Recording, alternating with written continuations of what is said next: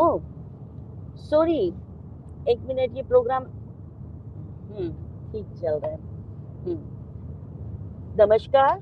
अंतर्राष्ट्रीय हिंदी संगठन नीदरलैंड व सर्व उत्सव भारती ट्रस्ट के संयुक्त कार्यक्रम में आज हम प्रस्तुति लेकर आए हैं भोजपुरी भाषा साहित्य के विभिन्न आयाम।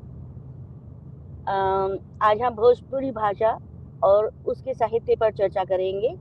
भोजपुरी भाषा की उत्पत्ति वैदिक संस्कृत भाषा से लगभग 1300 साल पहले हुई। भोजपुरी साहित्य भोजपुरी भाषा में रचा गया। इसकी लिपि देवनागरी लिपि रही।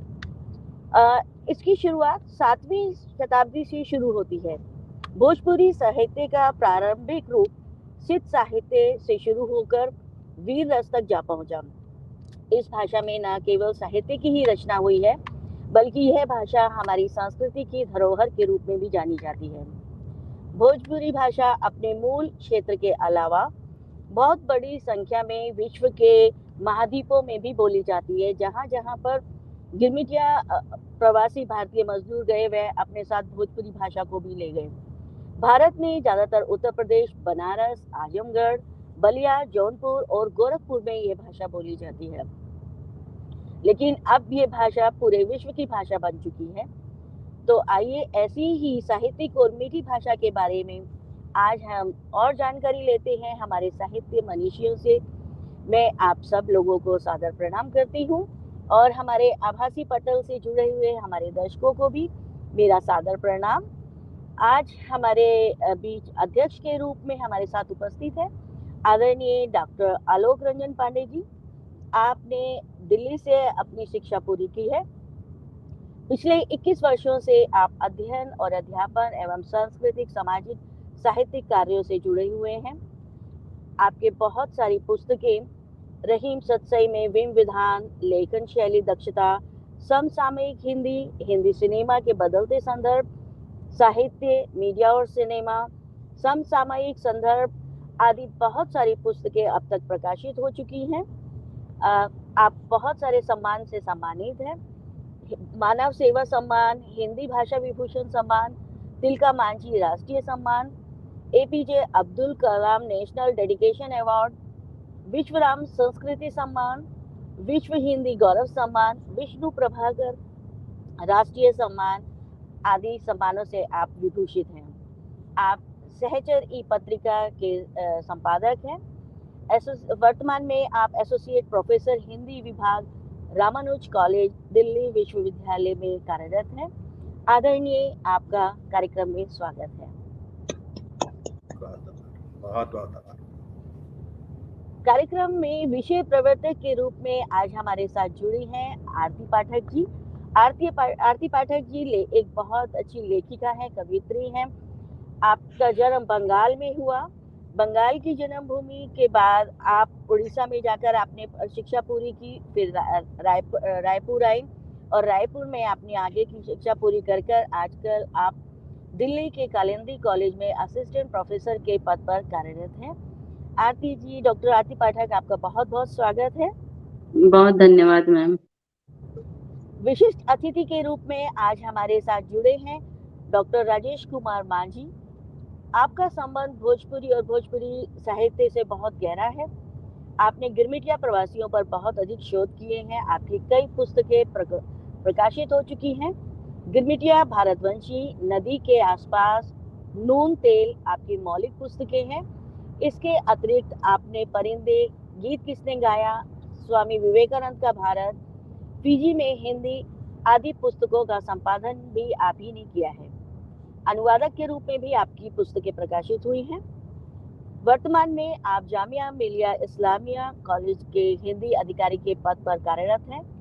फीजी संदेश, फीजी उच्चायोग द्वारा निकलने वाली पत्रिका व अन्य कई पत्रिकाओं के संपादक का कार्यभार भी आप संभाल रहे हैं। राष्ट्रीय व अंतर्राष्ट्रीय सम्मानों से आप विभूषित हैं। डॉक्टर राजेश कुमार मांझी जी, आपका कार्यक्रम में स्वागत है। जी बहुत बहुत धन्यवाद रितु मैम। मुख्य अतिथि के रूप में अभी हमारे साथ नहीं जुड़ पाए हैं, लेकिन मैं आपको उनका परिचय दे देती हूँ। मुख्य अतिथि के रूप में हमारे साथ हैं मुंबई से डॉक्टर प्रमोद पांडे जी, आप हिंदी अकादमी के उपाध्यक्ष हैं, आप समाज सेवी हैं। अब तक आपकी कई पुस्तकें प्रकाशित हो चुकी हैं। आपके द्वारा संपादित की गई प्रवासी पुस्तकें, प्रवासी कहानी संग्रह, प्रवासी पंछी, कैलिप्सो व नया बसेरा बहुचर्चित पुस्तकों में से हैं। आपने अब तक राष्ट्रीय व अंतर्राष्ट्रीय स्तर पर बहुत सारे हिंदी के सम्मेलन किए हैं तथा आपको बहुत सारे राष्ट्रीय व अंतर्राष्ट्रीय विशेष सम्मानों से सम्मानित किया जा चुका है। आदरणीय का कार्यक्रम में स्वागत है। डॉक्टर प्रमोद जब आएंगे तो मैं एक बार फिर से उनका परिचय आपको दे दूंगी जी। आज हमारे कार्यक्रम में विशेष अतिथि के रूप में डॉक्टर जनार्दन सिंह जी उपस्थित हैं। आदरणीय जनार्दन सिंह जी दैनिक हिंदुस्तान, दैनिक अक्षर, भारत व अन्य कई समाचार पत्र पत्रिकाओं के संपादक के रूप में कार्य कर चुके हैं। आप जेपी आंदोलन में बहुत सक्रिय रहे थे और 1972 से लेकर अब तक भोजपुरी को राष्ट्रीय पहचान दिलाने के लिए आंदोलनरत हैं। वर्तमान में आप केंद्रीय महासचिव प्रगतिशील भोजपुरी समाज वाराणसी के प्रधान संपादक हैं। भोजपुरिया अमन समाचार पत्र देवरिया के भी आप संपादक हैं। आदरणीय कार्यक्रम में आपका बहुत बहुत स्वागत है। तो आइए कार्यक्रम का आरंभ करते हैं और मैं मंच सौंपती हूँ डॉक्टर आरती पाठक जी को, जो इस कार्यक्रम की विषय प्रवर्तक है। डॉक्टर आरती, आपका मंच पर स्वागत है। बहुत धन्यवाद। सरस्वती श्रुति महती महीयताम। अंतर्राष्ट्रीय हिंदी संगठन नीदरलैंड एवं उत्सव भारती ट्रस्ट के संयुक्त तत्वावधान में आयोजित इस कार्यक्रम के अध्यक्षीय आसन पर आसीन परम आदरणीय श्रद्धेय डॉक्टर आलोक रंजन पांडे जी, मुख्य अतिथि आदरणीय डॉक्टर प्रमोद पांडे जी, विशिष्ट अतिथि आदरणीय डॉक्टर राजेश मांझी जी एवं आज के इस कार्यक्रम के मुख्य वक्ता आदरणीय डॉक्टर जनार्दन सिंह जी को मैं अपना प्रणाम निवेदित करती हूँ और साथ ही साथ इस सुंदर कार्यक्रम की संचालिका एवं संयोजिका आदरणीय डॉक्टर रितु नंदन पांडे जी को भी मैं अपना प्रणाम निवेदित करते हुए आभासी मंच से जुड़े समस्त श्रोताओं को भी इस कार्यक्रम में उनका हार्दिक अभिनंदन और स्वागत करती हूँ। जैसा कि मुझे यह भार सौंपा गया है कि मैं इस विषय का प्रवर्तन करूं, मेरा मानना है कि भाषा जो है वो मानव सभ्यता के विकास की अहम कड़ी होती है। हम सभी सामाजिक प्राणी हैं और अपने संप्रेषण को, अपने विचारों की अभिव्यक्ति को दूसरों तक पहुंचाने के लिए जो अहम भूमिका के रूप में हमारे साथ हमारे जन्म से लेकर मृत्यु तक कालांतर चलती है, वह भाषा ही है। भाषा एक व्यक्ति के व्यक्तित्व को, व्यक्ति के समाज को प्रदर्शित करने में अपनी अहम भूमिका रखती है। इसीलिए तो आचार्य डांडी ने कहा था कि शब्द ही ज्योति है, अगर शब्द न हो तो यह संसार अंधकारमय होगा। हम बात करेंगे भोजपुर और भोजपुरी की। ऐसा इतिहासों में वर्णित है कि मध्यकाल में मध्य प्रदेश के उज्जैन से एक भोज राजवंशावली जो है बिहार में आके एक गांव की स्थापना करती है और उस गांव का नाम भोजपुर के नाम से जाना जाता है। उस समय वहां के जो राजा हुए वो भोज हुए और उन्होंने जिस भाषा को स्थापित किया उसका नामकरण जो है भोजपुरी किया गया उस गांव के आधार पे। और भोजपुरी जो है इस तरीके से भोजपुर और भोजपुरी की कड़ी जो है हम देखते हैं। भाषाई परिवार की दृष्टि से भोजपुरी जो है वो आर्य भाषा परिवार की एक मुख्य भाषा है जो कि पश्चिमी बिहार और पूर्वी उत्तर प्रदेश में जो है बोली जाती है।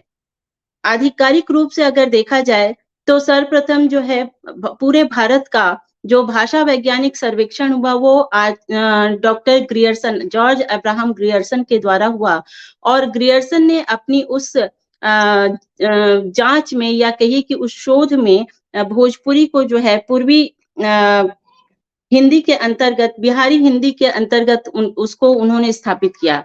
हालांकि कालांतर में जो अन्य भारतीय भाषाविद हुए जिसमें प्रमुख रूप से एक बड़ा नाम आता है डॉक्टर सुनीति कुमार चाटुर्जय का, उदयनारायण तिवारी का, वो ग्रियर्सन की जो भाषाई भाषाई जो खोज है, उससे उनकी विचारधारा थोड़ी इतर सी जान पड़ती है, पर फिर भी हम ग्रियर्सन की बात को ज़्यादा ध्यान में रखते हुए पूर्वी हिंदी में हम भोजपुरी का स्थापित भाषा के रूप में हम उसको देखते हैं, बोली के रूप में देखते हैं। जब हम पूर्वी हिंदी की बात करते हैं, तो हम उसमें अवधी की भी बात करते हैं, हम उसमें मगधी की भी बात करते हैं, मैथिली की भी बात करते हैं और मेरे दृष्टिकोण से भोजपुरी एक स्थापित भाषा है, इसीलिए इसकी अपनी एक लिपि भी थी, जिसमें पुरानी जो लिपि है, वो उसको कैथी लिपि के नाम से हम जानते हैं, जिसमें पुराने समय के जितने भी ग्रंथ हैं भोजपुरी के, हमको उसमें देखने के लिए लिपिबद्ध मिलते हैं। भोजपुरी भाषा सिर्फ एक भारत के एक प्रांत की भाषा नहीं है, परंतु ये पूरे विश्व में बोले जाने वाले सबसे अधिक भाषा के रूप में भी हम इसको देखते हैं, क्योंकि जिस समय ब्रिटिश शासन काल रहा, उस समय अंग्रेजों द्वारा जो है बहुत सारे भारत के वंशजों को दूसरे महाद्वीपों पे ले जाया गया और वे जब वहाँ पे गए तो उनके पूर्वज आज भी उन महाद्वीपों पे हैं, जिनमें से कि Suriname, Guyana, Trinidad, Tobago, Fiji, ये ऐसे प्रमुख देश हैं जहाँ की संस्कृति, जहाँ की भाषा हमारे भोजपुरी भाषा का प्रतिनिधित्व करती है। हालाँकि यहाँ पे थोड़ी बहुत डच संस्कृति भी देखने के लिए मिलती है, परंतु जो मूल रूप से जो समृद्धता है वो भोजपुरी और संस्कृति की है, भोजपुरी भाषा की है।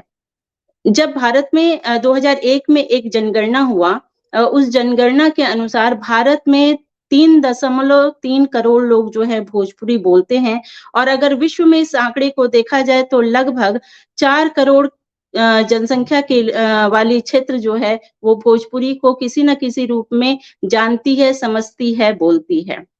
जब हम इसके साहित्य के बारे में बात करते हैं, तो जो लोक साहित्य है, वो या मौखिक जो साहित्य है, वो प्रचुर मात्रा में जो भोजपुरी की मिलती है और लोक साहित्य की जब हम बात करते हैं, तो लोक में उपस्थित चाहे वो श्रम गीत हों, चाहे वो बारहमासी गीत हों, चाहे निर्गुण एक काव्य धारा है, जैसा कि हम मानते हैं कि अपने शिष्ट साहित्य में कि निर्गुण काव्य धारा में कबीर को हम बहुत अच्छे से जानते हैं, जायसी को हम बहुत अच्छे से जानते हैं, पर मैंने कहीं-कहीं यह पाया कि ये जो गुण है, ये हमारे भोजपुरी की एक बहुत प्रचलित विधा है कजरी, जो कि सावन के समय में गाई जाती है।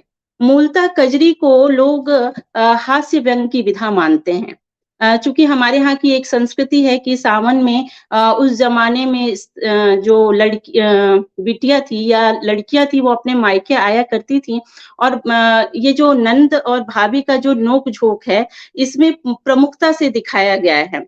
कभी-कभी कृष्ण और गोपियों का कृष्ण और राधा की भी कजरी बहुत मुख्य रूप से गाई जाती है पूर्वांचल क्षेत्रों में। परंतु मैंने जब थोड़ा-सा इस पे पढ़ना शुरू किया तो मुझे निर्गुण कजरी की भी मात्रा बहुत ज़्यादा तो नहीं लेकिन लोक में स्थापित दिखाई देती है और मेरा मानना है कि अगर हम एक शोध के रूप में इस विषय को लेके आएँ तो हमें प्रचुर मात्रा में निर्गुण कजरी की भी एक धारा जो है बहुत समृद्ध धारा जो है यहाँ दिखाई पड़ती है और शोध हम जैसे लोगों को या फिर विद्यार्थियों को, शोधार्थियों को इस पे करने की नितांत आवश्यकता है। जब हम भोजपुरी की बात करते हैं तो आज जो भोजपुरी है उसमें कई पत्र-पत्रिकाओं का भी जो है भोजपुरी भाषा में जो है उसका प्रकाशन हो रहा है। खास करके वाराणसी की एक संस्था है भोजपुरी सांस्कृतिक सम्मेलन, जो कि भोजपुरी के प्रचार-प्रसार में बड़ी अहम भूमिका निभा रही है। भोजपुरी की बात करें तो विश्व हिंदी सम्मेलन भोजपुरी में हो रहे हैं, जो कि हमारी भोजपुरी भाषा को न सिर्फ रचनात्मक रूप से बल्कि और बौद्धिक रूप से बल्कि आंदोलन के रूप में भी उसको व्यवस्थित करना चाह रहे हैं। भोजपुरी में इतनी समृद्धता है कि आज एक आवाज़ उठ रही है कि उसको 8वीं अंक सूची में भी स्थान दिया जाए। चूँकि भोजपुरी का साहित्य, भोजपुरी का जो जो शैक्षणिक और जिस तरीके का बौद्धिक अस्तित्व है वह 8वीं अनुसूची में आने के समकक्ष है। तो ये भी एक बात जो है बड़ी तेजी से उभर के आ रही है। आज पूरे विश्व में भोजपुरी सिनेमा के माध्यम से भी हम भोजपुरी भाषा, भोजपुरी संस्कृति, भोजपुरी समाज को प्रदर्शित कर रहे हैं।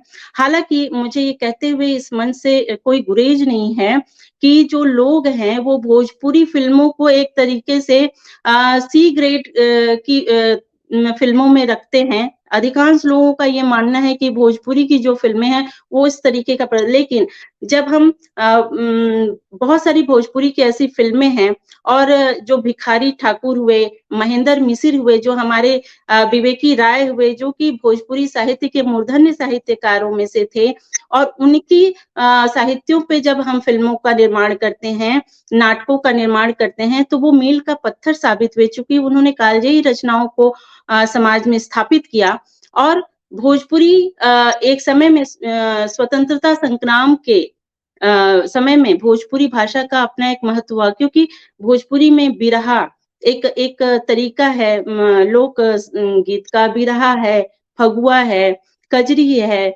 बहुत परंपरागत रूपों से उस समय स्वतंत्रता संग्राम में ऐसे गीतों, ऐसे लोकगीतों का निर्माण हुआ जो कि मानस में एक स्फूर्ति का संचार किया करती थी। तो मैं इस बात से बिल्कुल तारतम्य नहीं रखती कि भोजपुरी साहित्य या भोजपुरी फ़िल्में जो हैं वो अश्लीलता को प्रदर्शित करती हैं। चूँकि एक समय ऐसा आया कि भोजपुरी फ़िल्मों में इस तरीके के तड़के कह सकते हैं लगने लगे, लेकिन जब हम इसकी जड़ों पे, नींव पे बात करते हैं भोजपुरी पर, तो उसका एक विपुल साहित्य जो है हमें देखने के लिए मिलता है। एक बड़ी अच्छी पत्रिका जो त्रैमासिक है वो विश्व भोजपुरी सम्मेलन ग्रंथों के माध्यम से निकलती है जिसका नाम है समकालीन भोजपुरी साहित्य। यह पत्रिका साथ ही साथ आजकल आखर पत्रिका जो है भोजपुरी की वो बहुत ही समृद्धता के साथ निकाली जा रही है और फेसबुक और तमाम पटलों पे इनके जो है लाइव शो आ रहे हैं तो भोजपुरी की जो प्रगतिशीलता है वह पत्र पत्रिकाओं के माध्यम से इलेक्ट्रॉनिक्स मीडिया के माध्यम से भी जनमानस तक पहुंच रहा है और हमारे समाज को, हमारी संस्कृति को, हमारी भोजपुरी भाषा को जनमानस तक पहुंचाने का काम कर रहा है। जो विश्व हिंदी सम्मेलन है उसके या समकालीन भोजपुरी साहित्य के बहुत सारे ऐसे संस्थान हैं जो ना सिर्फ भारत में बल्कि विदेशों में भी जैसे पोर्ट लुइस है मॉरिशस में, सूरीनाम में, दक्षिण अफ्रीका में भी इसके भी अनेक शाखाएं खुली हुई हैं जो वहां पे भोजपुरी के निरंतर विकास में अपना महत्वपूर्ण योगदान दे रहे हैं। जब 22 मार्च को जो है हम आधिकारिक रूप से भोजपुरी भाषा को हम अपनी मातृभाषा को एक दिवस के रूप में मनाते हैं और मनाते हुए हर भोजपुरिया जो है इस पे गर्व करता है और इसी के साथ मैं ये कहना चाहती हूँ कि भोजपुर और भोजपुरी जो है एक बृहद आयाम लिए हुए हैं। हाँ, ये मैं मानती हूँ कि अभी इसमें जो ग्रंथों की मात्रा है, संकलन की अभी बहुत आवश्यकता है, संरक्षण की बहुत आवश्यकता है चूँकि यह मुखर साहित्य है। पीढ़ी दर पीढ़ी जो है हम सुनते हुए सीखते हुए आगे उसको बढ़ा रहे हैं, लेकिन फिर भी बहुत सारे ऐसे आज विद्वान आ रहे हैं जो इस लोक साहित्य को, लोक परंपरा को, लोक संस्कृति को लिपिबद्ध कर रहे हैं, संयोजित कर रहे हैं, व्यवस्थित कर रहे हैं ताकि आने वाली हमारी पीढ़ी अपनी भाषा पे गर्व करे, उसको अपनाए और उसको आगे निरंतर विश्व प्रगति के पथ पर उसको ले चले। बहुत-बहुत धन्यवाद आप सभी ने मुझे सुना और आदरणीय डॉक्टर पांडे मैम आपने मुझे समय दिया, बहुत-बहुत आभार, धन्यवाद। बहुत-बहुत धन्यवाद डॉक्टर आरती पाठक जी, आपने इतने विस्तृत रूप से भोजपुरी भाषा के बारे में बताया, उसके साहित्य के बारे में, उसकी विधाओं के बारे में आपने बताया, बहुत ही अच्छे तरीके से बताया। आपका बहुत-बहुत धन्यवाद। अब मैं आमंत्रित करती हूँ हमारे विशिष्ट अतिथि डॉक्टर राजेश कुमार माझी जी को। डॉक्टर राजेश कुमार माझी, हम और हमारे दर्शक आपसे जानना चाहते हैं कि भोजपुरी भाषा के साहित्य के लिखित व वाचिक रूप को आप किस दृष्टि से देखते हैं? कृपया बताएं। डॉक्टर जी राजेश कुमार मांझी जी। जी सबसे पहले हमारे साथ जो कार्यक्रम के अध्यक्ष मुख्य अतिथि हैं डॉक्टर प्रमोद पांडे जी भी जुड़ चुके हैं। सर का हार्दिक स्वागत अभिनंदन करता हूं और इस पटल से जुड़े सभी अतिथियों का मैं हार्दिक स्वागत अभिनंदन करता हूं। आपने जो सवाल किया और जो विषय प्रवर्तक आरती पाठक जी ने किया उसी को आगे बढ़ाते हुए आइए भोजपुरी भाषा साहित्य के विस्तृत जो आयाम है उस पे बात करते हैं हम। आपने कहा कि वाचिक साहित्य और लिखित साहित्य। वाचिक साहित्य की बात जब होती है तो हमारे पास नाथ परंपरा और सिद्ध परंपरा से शुरू होता है भोजपुरी। गोरखवाणी में भी जब हम आते हैं तो वो उसमें भी भोजपुरी है, कबीर की वाणी में भी भोजपुरी है। भक्ति साहित्य में आ रहे हैं तो कबीर की वाणी जो भोजपुरी है, लिखित है, वो भले ही वो उन्होंने बोला लेकिन उनके अनुयायी जो शिष्य थे उन्होंने उसे लिपिबद्ध किया तो वाचिक से वो लिखित में आया। उसके बाद इसका जो विस्तार होता गया और वाचिक साहित्य की बात आप कर रहे थे कि इसके विविध आयाम है, तो वाचिक साहित्य हम भी बचपन से देख रहे हैं कि जब गांव में हम छपरा के रहने वाले बिहार के, तो बिरहा की बात कही मैम ने, कजरी, झूमर, सोहर और फगुआ आदि की।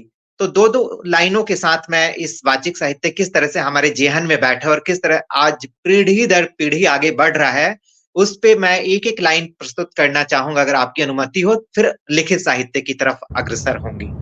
जी रितु जी, जी, बिल्कुल बिल्कुल कीजिए। कजरी में हम बचपन से सुनते आ रहे हैं। कजरी जो मेरे जेहन में बैठा है, जो मैंने बचपन में बिहार के गांव में जो मैंने सुना कि सावन के आते ही कि एक गाना लड़कियां गाती थी कि हरी हरी पातर पिया परदेसी भेजेले अंतर देसिए हरी। हरी हरी पातर पिया परदेसी भेजेले अंतर देसिए हरी। वो भक्ति वाला जो आपने कृष्ण कहा, जो कहा कि कृष्ण ने लीलाओं को भी उसमें रूपायित किया गया है, लेकिन इसके साथ जब हम वर्तमान लोक में आ रहे हैं, वर्तमान जीवन में आ रहे हैं, तो प्रेम प्रेमिका की बातें भी उसमें कजरी में हमने सुनी है। इसी तरह झूमर की बात आपने कही तो झूमर हमने भी सुना है कि घेरे अइले करिया बदरिया उमीरिया सियान हो गई।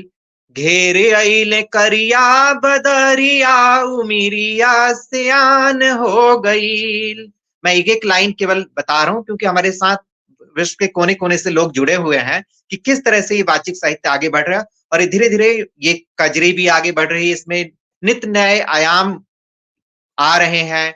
जैसे उर्वशी गहलोत जी ने, जो बनारस हिंदू विश्वविद्यालय में प्राध्यापक हैं, एसोसिएट प्रोफेसर हिंदी की, तो कजरी पे उन्होंने बहुत गहन काम किया। भोजपुरी कजरी पे उनकी किताब आई है।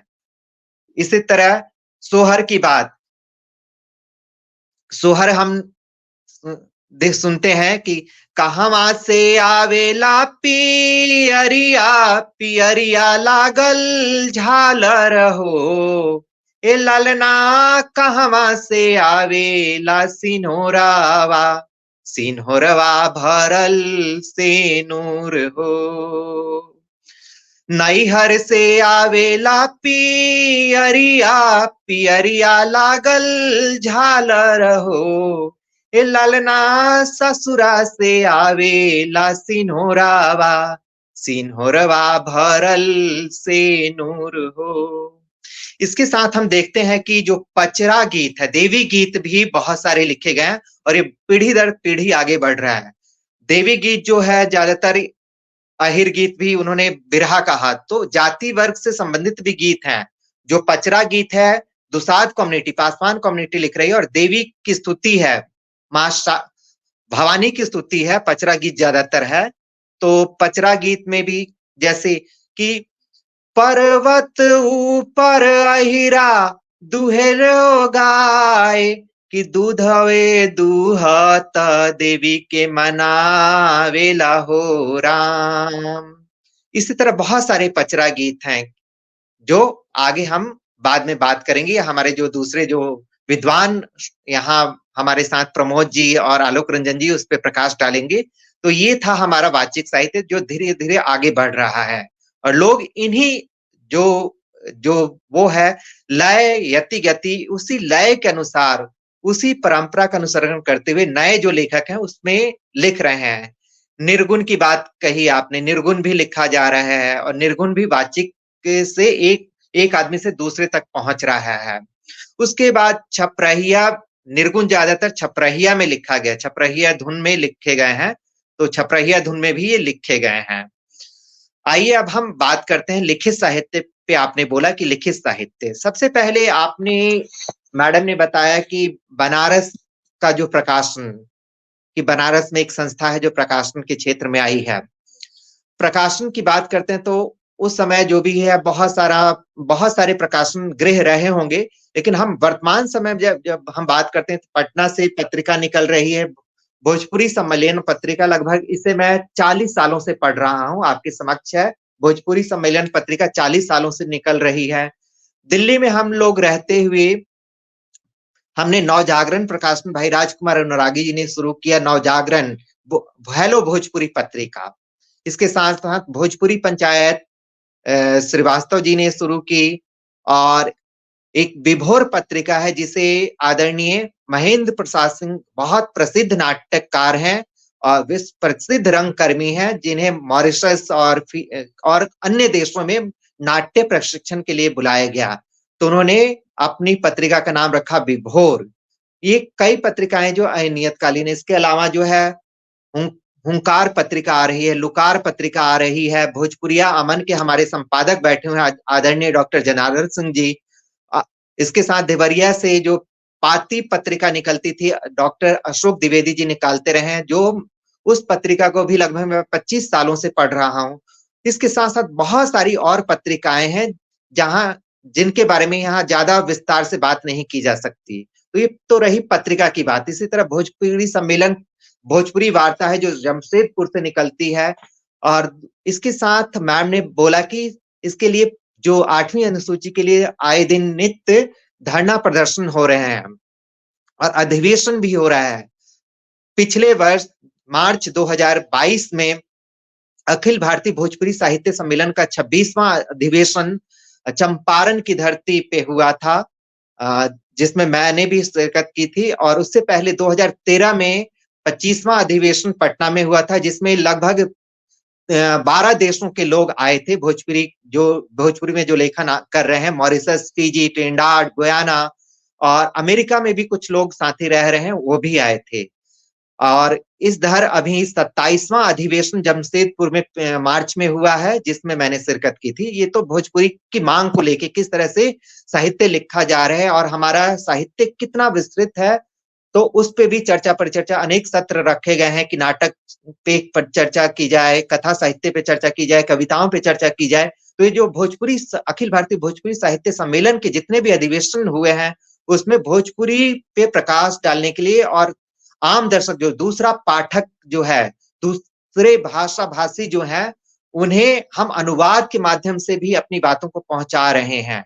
हमारे जितना भी अधिवेशन होता है अनुदित अंग्रेजी में भी हम उसे साइमल्टेनियसली एक साथ उसे रिपोर्ट बना के भेजते हैं कि we have organised this and this programme and this is the main literature of Bhojpuri. केवल वल्गारिटी नहीं है, अश्लीलता नहीं है।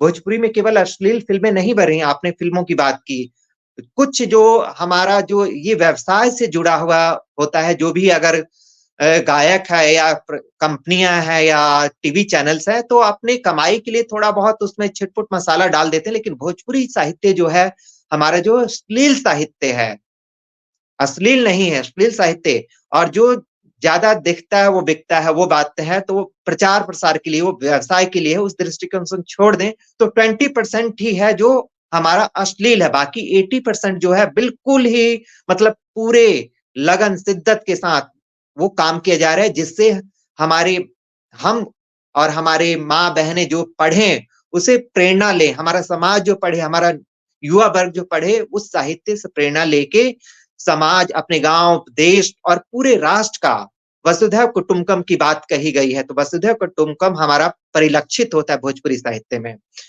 दूसरा, अब आइए लिखित साहित्य की आपने बात की, तो आज हम देखते हैं कि हमारे पास लिखित साहित्य में भोजपुरी के आज हमारे पास जो है पूरे विश्व में एक ही प्रोफेसर हैं। प्रोफेसर की अगर बात की जाए तो पूरे जितने भी वर्ल्ड के जितने भी इंस्टीट्यूट हैं, हमारे पास भोजपुरी के सबसे पहले जो प्रोफेसर हैं प्रोफेसर जयकांत सिंह जय जी हैं, डॉक्टर बी आर अम्बेडकर विश्वविद्यालय और डॉक्टर लंगट सिंह कॉलेज में है वो, और वो पहले प्रोफेसर हैं। उनके मार्गदर्शन में बहुत सारे लोगों ने शोध कार्य किया है और अभी भी कर रहे हैं।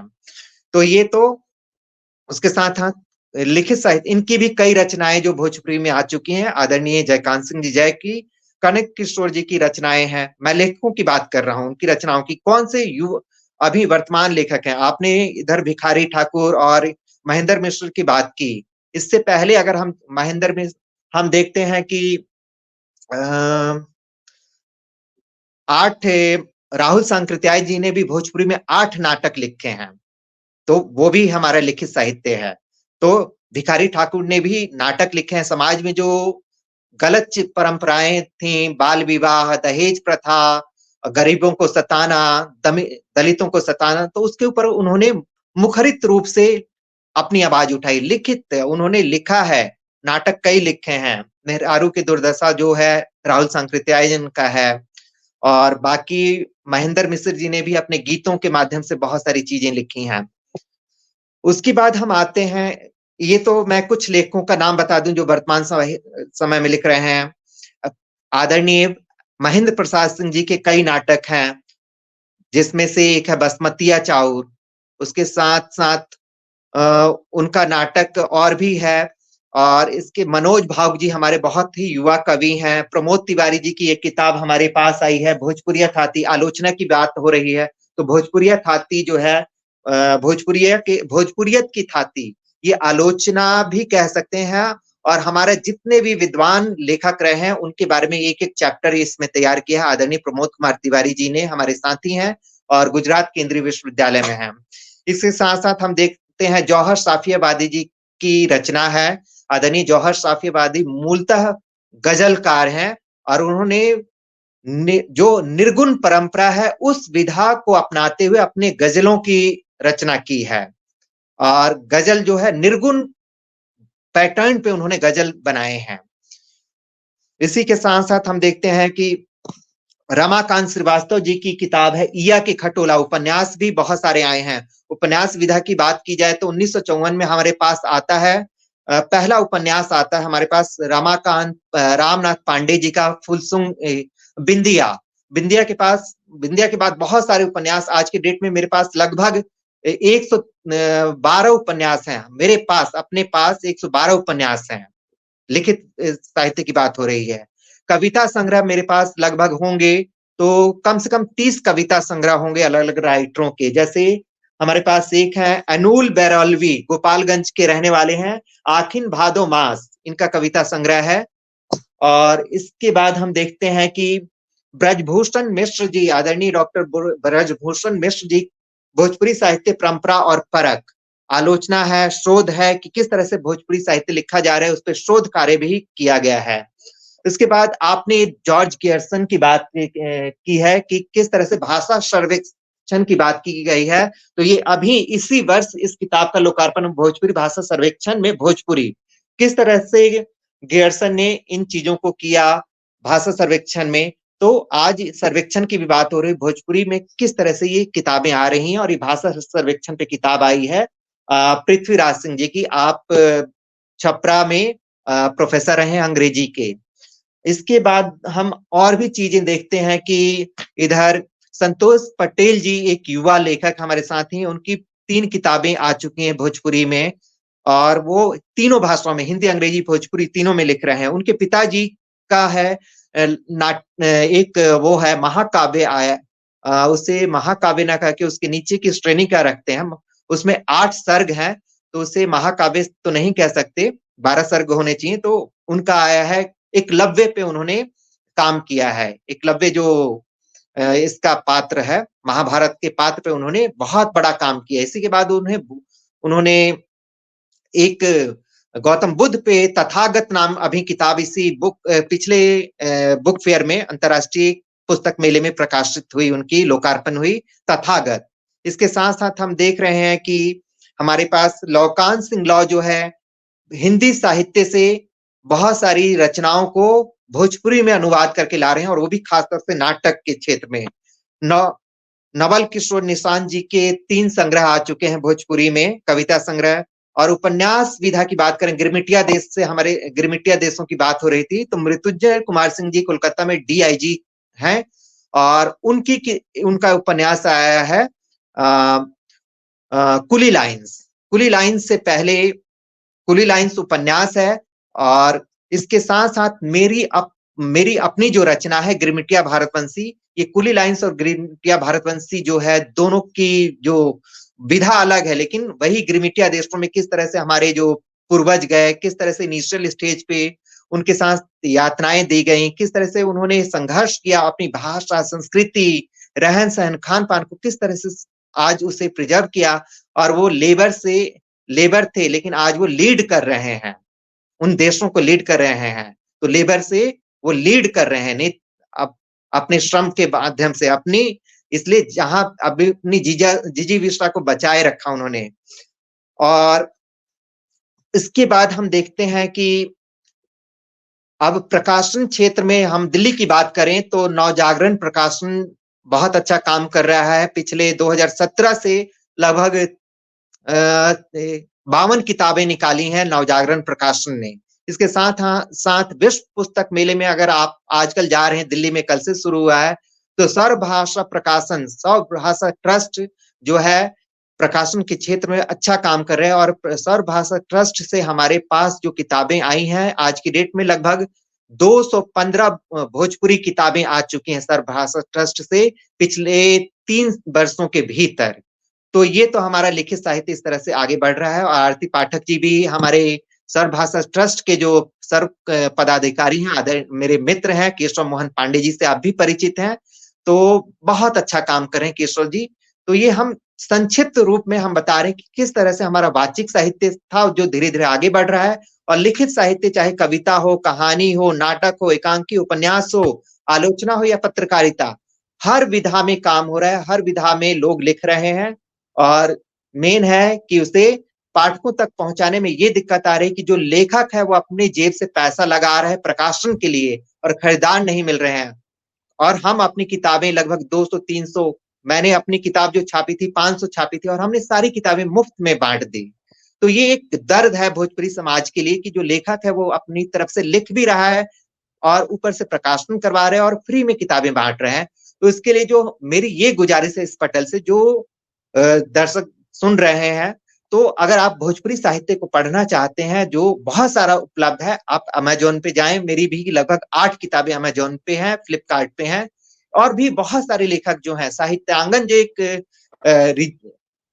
क्या बोलेंगे उसे, एक ऐसा लाइब्रेरी है, ऑनलाइन लाइब्रेरी कहेंगे, जहां लगभग 1000 किताबें आपको मिलेंगी पीडीएफ फॉर्म में, तो वहां से आप डाउनलोड कर सकते हैं। लेकिन मेरी साथ साथ ये भी गुजारिश है कि आप अगर लेखक से किताब लें तो उसे चाहे 200 रुपए की किताब है, लेकिन उसे 21 रुपए जरूर दें ताकि उसे बुरा ना लगे। कुंवर बेचैन जी इतने बड़े महान कवि हुए हैं, मैं जब उनसे अक्सर मिला करता था, और जब भी मिलता था मैं कोई किताब अपनी देता था, तो कभी भी कुंवर बेचैन जी ने किसी भी लेखक, मेरी ही नहीं, किसी भी लेखक की किताब बिना पैसे के नहीं ले, चाहे उसे 11 रुपए दिया या 21 रुपए दिए। लेकिन कुंवर बेचैन जी की ये महानता है, आज हमारे बीच नहीं है, उन्होंने कभी भी किसी लेखक की किताब। तो इसी तरह इस पटल से मैं कहना चाहूंगा कि आप, हमारा भोजपुरी साहित्य तभी आगे बढ़ेगा, लेखकों का मनोबल तभी आगे बढ़ेगा जब लेखकों को उनका पूर्ण पारिश्रमिक तो ना मिले, लेकिन उससे ये ना लगे कि उनका मतलब इस तरह से उपहास किया जा रहा है, बेइज्जती की जा रही है।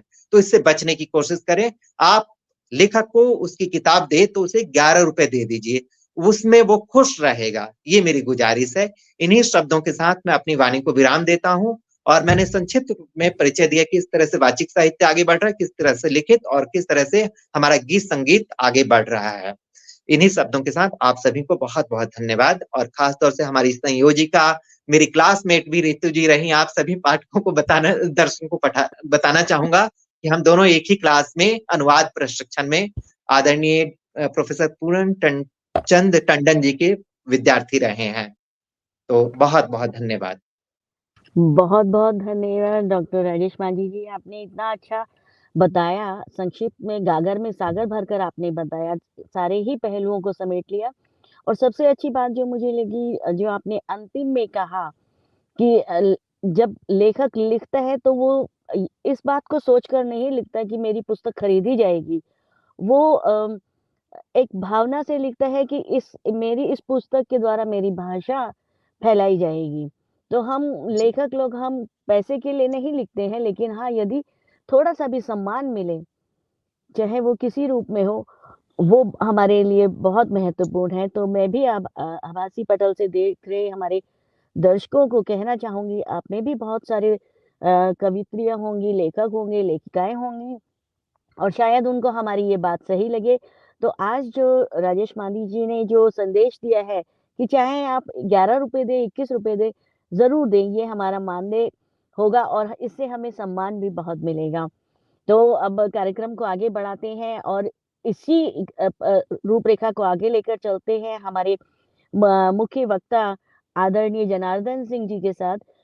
जैसे कि आप सब लोग अपनी-अपनी आहुति भोजपुरी भाषा को विश्व की भाषा बनाने के लिए कर रहे हैं, आहुति दे रहे हैं अपने कामों से। ऐसे ही आदरणीय जनार्दन जी सन 1972 से भोजपुरी भाषा को साहित्य में, भारत में, विश्व में उचित स्थान देने के लिए संलग्न हैं। तो आदरणीय जनार्दन सिंह जी का मैं स्वागत करती हूँ मंच पर। आप कृपया अपने इस आंदोलन के उद्देश्य के बारे में हमारे दर्शकों को परिचय करवाएँ। आदरणीय मंच आपका है। संसार के एगो सुंदर देश नीदरलैंड के अंतर्राष्ट्रीय हिंदी संगठन नीदरलैंड उत्सव भारती ट्रस्ट के संयुक्त साहित्यिक प्रस्तुति भोजपुरी भाषा साहित्य के विभिन्न आयाम विषयक संगोष्ठी के अध्यक्षता कर रहा माननीय डॉक्टर आलोक रंजन पांडे जी, मुख्य अतिथि आदरणीय डॉक्टर प्रमोद पांडे जी, विशिष्ट अतिथि आदरणीय डॉक्टर राजेश कुमार मांझी जी, विषय प्रवर्तक आदरणीय डॉक्टर आरती पाठक जी, संगोष्ठी के समन्वयक और संयोजक अंतर्राष्ट्रीय हिंदी संगठन के अध्यक्ष आदरणीय डॉक्टर रितु नंद पांडे जी, और ये कार्यक्रम में हाजिरी लगाओ उपस्थित गांव जवार देश विदेश पूरा संसार के सब पंच भाई लोगन के सादर प्रणाम बा, अभिनंदन बा। जय भोजपुरी। ऋग्वेद के एगो सूत्र बा, कहल बा, संग छद्म संगदद्धम समो मनांसि जानताम देव भागम यथा पूर्वे संजना नाम उपासते समानी वयातिथि समाना हृदयानिवा समान वस्तुओं मनो यथा वासते। ग्रामीण तंत्र में वो लाइन बा, हरण में पिता गौरी माता स्वदेश परम पिता सबके पिता हुवन, परमा प्रकृति सबके माई है, कि त्रिभुवन हमार स्वदेश है, हमन के विश्व नागरिक बनी जा। मानव समाज वो अविभाज्य, दुनिया के सब मनई एक साथ चला, एक आदर्श के साथ चला, एक भावधारा में एक प्रेम करा। माफ कीजिएगा, मैं बीच में जरा सा रोक रही हूँ। अगर किसी का माइक म्यूट नहीं है तो म्यूट कर लीजिए, क्योंकि आदरणीय की आवाज साफ नहीं आ रही। पीछे से शायद किसी का रेडियो चल रहा है या टीवी चल रहा है। कृपया अपने माइक म्यूट कर लीजिएगा। आदरणीय आप नहीं करिएगा, बाकी सब कर लीजिए। तो पूरा आता नहीं है, लेकिन कर दिए हैं, कराए हैं जी। सुनाई दे रहा है? हमारी बात सुनाई दे रहा है आप सभी लोगों को? जी जी जी। अच्छा अच्छा। तो आज हम सबके अभिनंदन करता नहीं, प्रणाम करता नहीं। देखल जाओ, कौनो देश आज समाज के सांस्कृतिक चेतना के पहचान वहां के लोक साहित्य के पहल जरूरी होला। कहे कि जुग जुगन से जन चेतना वही से दिखाई देला। भोजपुरी साहित्य ऐसा लोक साहित्य हवे जौन सर्वसाधारण के मौखिक रूप में भाव में अभिव्यक्ति करेला। भोजपुरी लोक साहित्य मानव समाज के क्रमिक विकास की कहानी हमनिए के सामने परोसेला। आज पूरा दुनिया में लगभग 252 समाज बा। 252 समाज में भारत में 44 को समाज बा। 44 को समाज जो भारत के सांस्कृतिक सृजन के एगो पुष्पहार हो। प्रगतिशील भोजपुरी समाज, मैथिली समाज, मगही समाज, अंगिका समाज, ब्रज समाज, असमी समाज, बंगला समाज, पंजाबी समाज, तेलुगु समाज, तमिल समाज, 44 समाज। पूरी स्थिति में भोजपुरी समाज ये भारत के एगो सुंदर सुभूमि देश के एगो स्थान है। एकर सरहद जौन बा काशी राज रहे कि काशी राज से विख्यात रहे। आ काशी के राजा भोज रहला। आ उनके जो राज रहे ओकर सरहद जो है एक तरफ प्रयाग रहे, दूसरा तरफ नारायणी सोन रहे, तीसरा तरफ बंगाल रहे, चौथा तरफ विंध्य पर्वत माला रहे। ये पूरा भोजपुरी के क्षेत्र है। एक राजधानी काशी राज रहे, काशी रहे वाराणसी।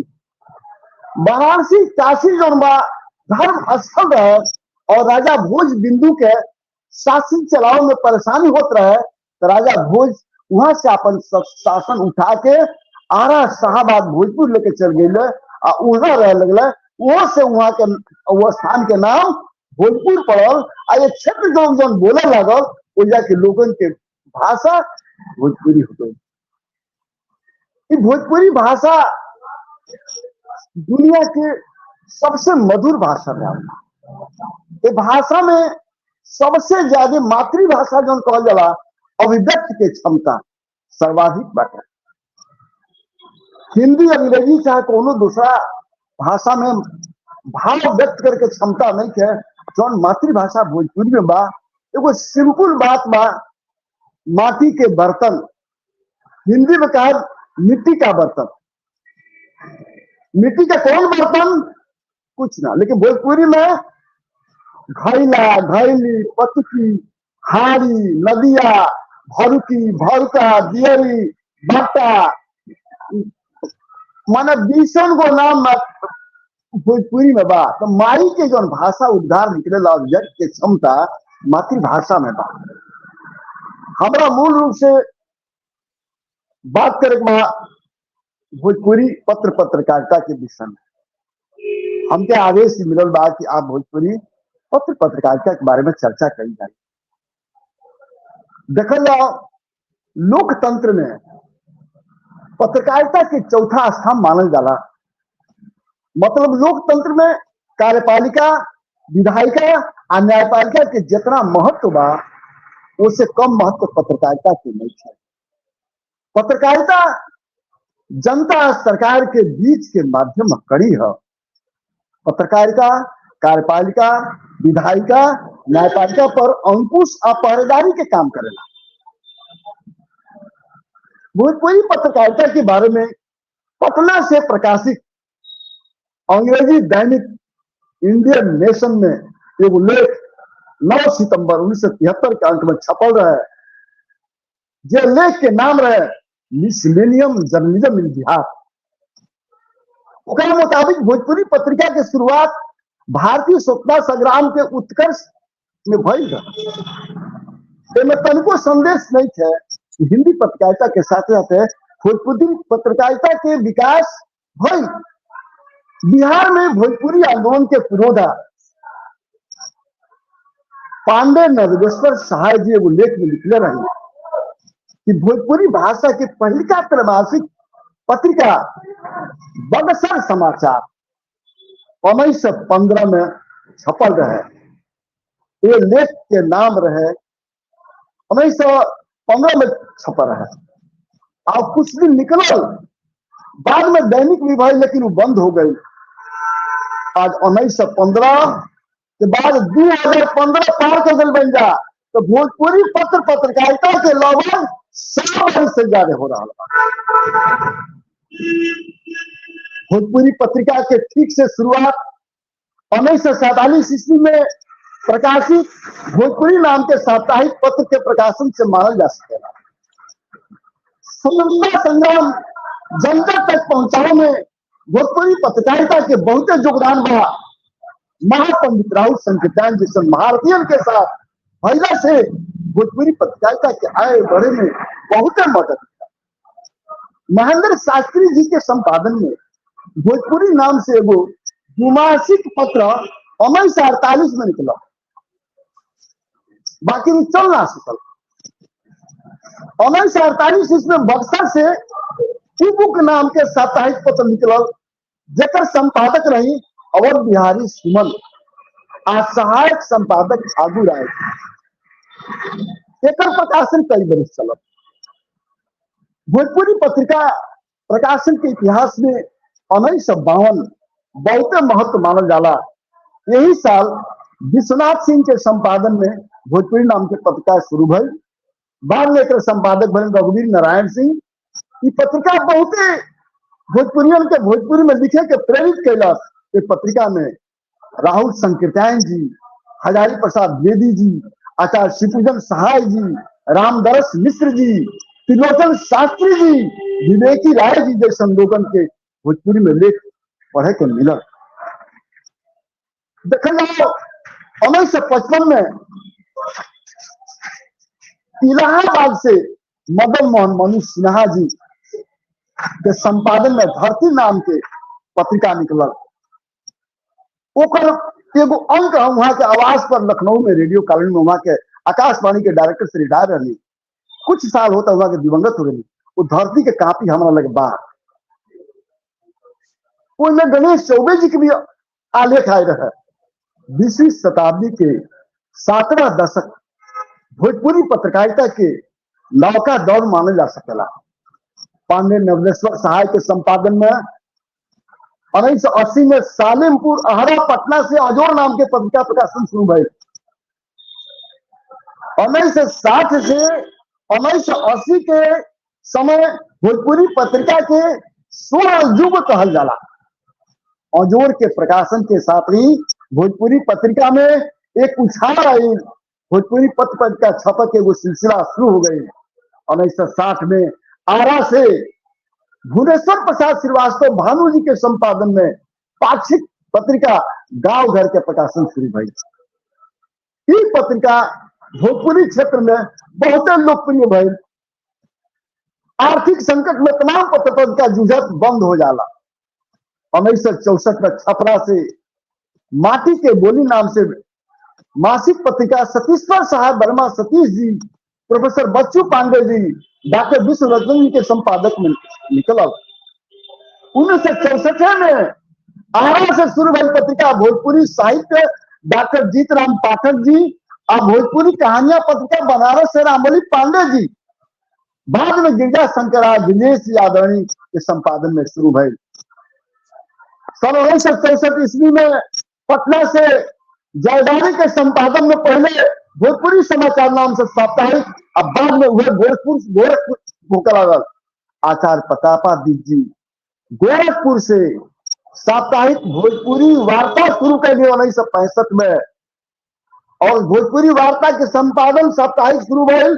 बाद में वो पटना से विनोद कुमार देव वाले पर संपादन करते रहे।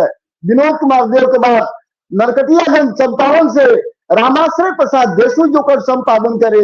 बाद में बनारस से डॉक्टर महेंद्र प्रसाद जी संपादन कैले। बाद में देवरिया से रमेश शिवाजी को संपादन करी। आज के तारीख में वो पत्रिका लता तो बुरा तो निकल रहा बा, चल रहा बा भोजपुरी वार्ता। ओकर सहायक संपादन के वर्षों बरिस हमरा अवसर मिलल बा भोजपुरी वार्ता में। 1966 में आचार्य विद्यार्थी ठाकुर जी लौरिया बेतिया वहां के के भी प्रकाशन शुरू कर रही अर्ध साप्ताहिक पत्र रहे।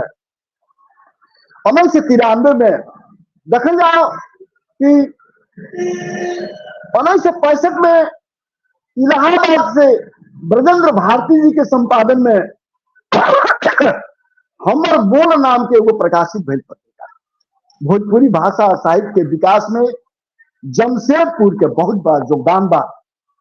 1965 ईस्वी में वहां से डॉक्टर बच्चन पाठक सलीम के संपादन में लुकार नाम के अनियमितकालीन पत्रिका शुरू भइल।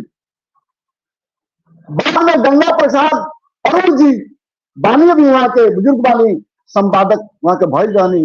दुर्गा शंकर सिंह जी नाथ और प्रिंसिपल मनोरंजन बाबू के पर केंद्रित पत्रिका के अंकन के बहुत नाम भइल रहे वगैरह।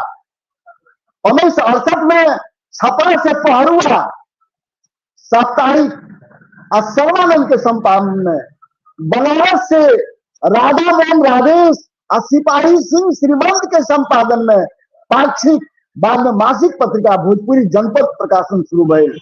भोजपुरी जनपद आज भी वाराणसी में बीएचयू में भोजपुरी अध्ययन केंद्र में भोजपुरी जनपद नियमित प्रकाशित हो रहा है। नया अंक के दिखाई ठाकुर पर मुस्तांग देखे के मिल रहा है। 1981 के बाद ये भी चल रहा है। 1969 में विनोद चंद्र सिन्हा जी के संपादन में कशिका पाक्षिक शुरू भई रहा है। भोजपुरी समाज भोला सिंह के संपादन में छिंदवाड़ा मध्य प्रदेश से वो भोजपुरी समाज नाम के शुरू भई। आरा से डॉक्टर रामदास प्रणयी और देव कुमार मिश्र अलमस्त जी के संपादन में हिरोर नाम के पत्रिका चलत रहा है।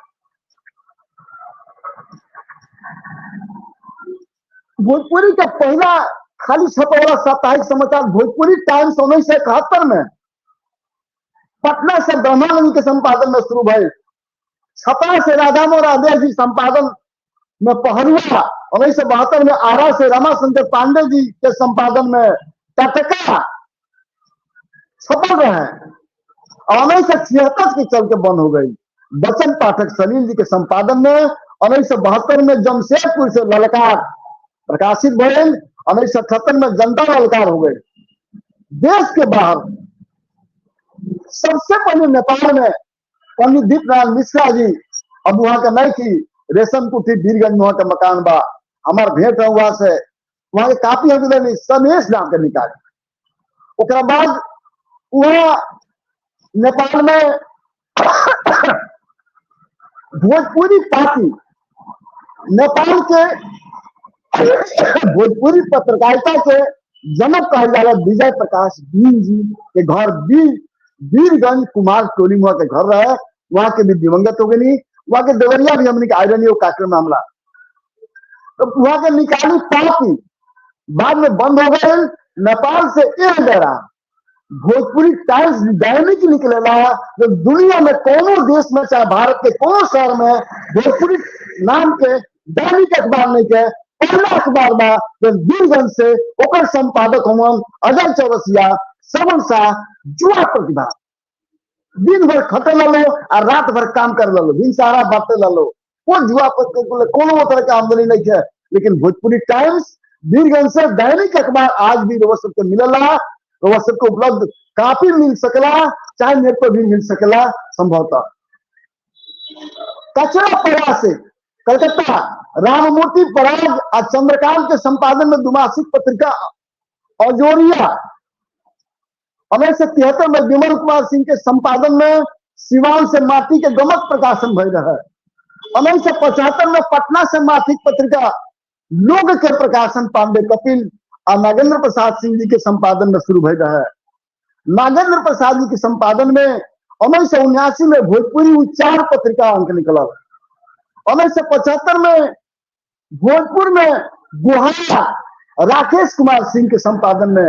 1976 में मुजफ्फरपुर से अहेरी अवधेश नारायण शाही और शंभू सरदार के संपादन में कहानी पत्रिका भोजपुरिया ओम प्रकाश सिंह के संपादन में निकल। भोजपुरी संस्थान के ओर से पांडे कपिल के संपादन में उड़े पत्रिका प्रकाशन शुरू हो रहा है। पांडे कपिल जी देखिए वहां के लिए हम नमन करता नहीं जेबी ने क्या।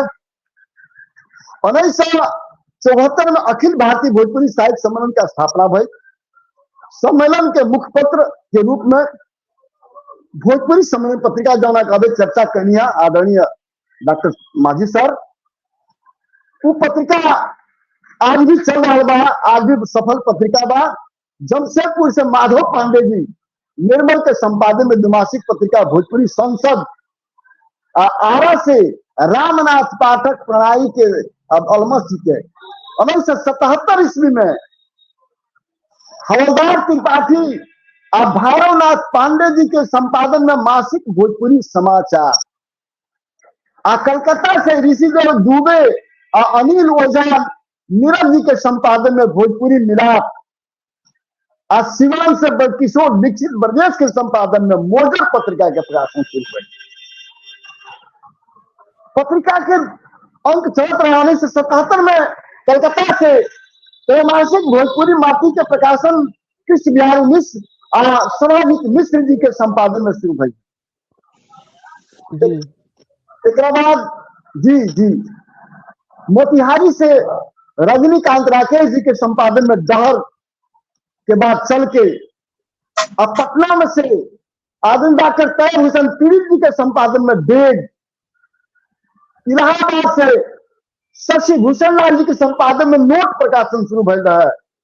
1978 में प्रोफेसर ब्रजेश किशोर जी के संपादन में कहानी पत्रिका शुरू हुई, भोजपुरी कथा कहानी। भोजपुरी अकादमी के बनला के बाद 1978 में भोजपुरी अकादमी पत्रिका नाम शुरू भइल रहा है। 1981 में ही लखनऊ से सनेहिया राकेश कुमार सिंह के संपादन में भइल। पपिहरा छपरा से बाबूलाल विभाकर जी के संपादन में पपिहरा शुरू हो रहा है। 1979 में गोपालगंज से लाल माटी के प्रकाशन शुरू हो रहा है, जकर संपादक रहनी गौरीकांत कमल जी। 1980 में मुजफ्फरपुर से वाल्मीकि विमल जी के संपादन में भोजपुरी के गमक नाम के पत्रिका निकल रहा है। पत्रिका के लगातार निकलने से आर्थिक तंगी, सामाजिक तंगी में बंद होकर चलत गई, लेकिन निकलत रहा। 1980 में जमशेदपुर से परमेश्वर दुबे शाहबादी जी के संपादन में त्रैमासिक पत्रिका भारती निकला जी। कुल्हड़िया भोजपुर से महेंद्र गोस्वामी के संपादन में अपन गांव नाव नाम के पत्रिका निकला। 1981 में छपरा से डॉक्टर धीरेन्द्र बहादुर के संपादन में झकोर मासिक पत्रिका निकला जी। 19 ओकरा बाद अरुण भोजपुरी संपादन तरई कैले रहे। अरुण भोजपुरी सासाराम से इतना जन्मजात कवि रहे, बेचारू न पता हो गए, ऐसे समाज से उनके क्यों पूछ रहा, लेकिन अरुण भोजपुरी जन्मजात कवि रहा। सर्वहारा के शिव उनके कविता आज भी हमारा पत्रिका में सफल पिछला अंक में। डॉक्टर वीरेंद्र नारायण पांडे जी के संपादन में सात त्रैमासिक पत्रिका शुरू हो रहा है। 1982 में गोरखपुर जनपद से सोनहुला माटी पत्रिका मानावती श्रीवास्तव जी, उनके लड़का राकेश श्रीवास्तव जी बड़ा बहुत चर्चित बानी हुआ के क्षेत्र में, मानावती श्रीवास्तव जी शुरू करने रानी। भोजपुर जिला शाहपुर से महेश्वराचार्य जी के संपादन में बियरी त्रैमासिक निकला रहा जी। बोकारो से ब्रजभूषण मिश्र और विपिन बिहारी चौधरी जी, अमृत दुबे जी के संयुक्त संपादन में भोजपुरी परिवार नाव के पत्रिका शुरू हुई। 1982 ईस्वी में डॉक्टर नंदजी दुबे के संपादन में भलुनी धाम रोहतास माई के बोली शुरू हो गए। हरिद्वार से निकला भोजपुरी आंगन सच्चिदानंद शुक्ल, और पटना से निकला पुजारी कुशवाहा कुसुम, और छपरा से प्रकाशित कसौटी हरिकिशोर पांडे, छपरा से प्रकाशित नौनिहाल बाल पत्रिका और कन्या आदमी डॉक्टर जौहर सफियाबादी जी शुरू के ले रहे। आरा से प्रकाशित अपन भाषा प्रकाश मोहन मिश्र जी शुरू के ले रहे।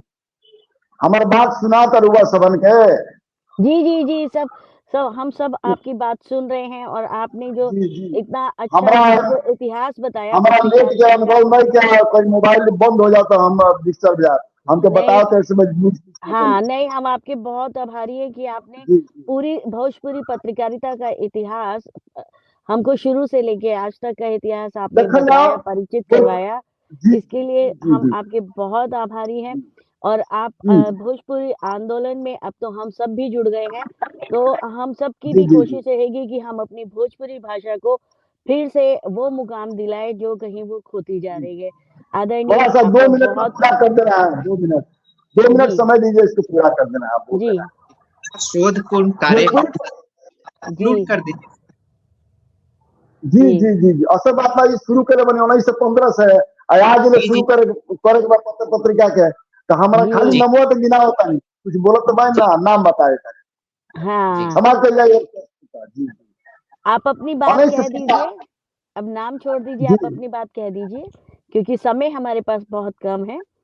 जी, अच्छा अच्छा जी जी जी जी, अभी वर्तमान में हम ही कहल चाहे जी, पत्र पत्रिका में जी, Sunday Indian Times, Sunday Indian Bhojpuri पत्रिका निकल रहा है, भारत के सगरों बुक स्टॉल तक पहुंच जा, वो तरह के पत्रिका कहीं ना निकल, क्यों ना निकाल। दिल्ली से प्रकाशित ओंकारेश्वर पांडे जी के संपादन में रहा है और कई गो भाषा में निकल। तो देख जाओ, अभी जहां पत्र पत्रिका के बस सवाल बा, भोजपुरी अकादमी भोपाल, भोजपुरी अकादमी, भोजपुरी मैथिली अकादमी दिल्ली, भोजपुरी अकादमी पटना और तमाम भारत के विश्वविद्यालय, वीरखोर विश्वविद्यालय आरा, जेपी विश्वविद्यालय छपरा, इग्नो दिल्ली, आपके जमशेदपुर, तमाम विश्वविद्यालय में, बीएचयू में भोजपुरी अध्ययन केंद्र, तमाम भोजपुरी भाषा के पढ़ाई चल रहा बा।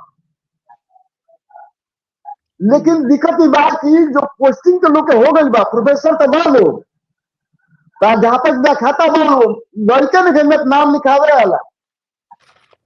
तो मेन चीज बा कि अभी केंद्र सरकार, भारत सरकार मातृभाषा में शिक्षा देवे के घोषणा पहले बहुत दिन हो गई, ओकर प्रक्रिया भी शुरू हो गई बा। तो जब तक मातृभाषा की संवैधानिक मान्यता भारत सरकार ना दी, साहित्य अकादमी की सूची में ना आई, तो ये रोजगार से ना जुड़ी, और जबले रोजगार से ना जुड़ी तबले पढ़ के रुचि ना लोग के बनी। आजकल के युवा वर्ग पढ़ शुरू करता, भाई से काम मिली, नौकरी मिली, चाकरी मिली, दिक्कत बा। अगर प्राथमिक शिक्षा से भोजपुरी भाषा की पढ़ाई शुरू हो जाओ तो भारत के सभी प्राथमिक विद्यालय में एगो भोजपुरी के टीचर की कमी हो जाए। हाई स्कूल इंटर कॉलेज में शुरू हो जाओ तो एक एक टीचर तक हो गई है। तो ये एगो सबसे बड़ा दुखद बात बा। भोजपुरी भाषा के संविधान के 8वीं सूची में महिला से बहुत सारा फायदा बा, समय बहुत कम बा, हम तो यही के खत्म ना करनी बात के, लेकिन क्षमा कर जाई। मेन चीज बा कि आज के जो बौद्धिक लोग बा भोजपुरी क्षेत्र के, भारत देश के बौद्धिक लोग बा, भोजपुरी समाज के बौद्धिक लोग कोई बीमारी बाटे। का बीमारी बा? आ तो गोल के, जाति के, सम्मान के, सही बात स्पष्ट बात बा।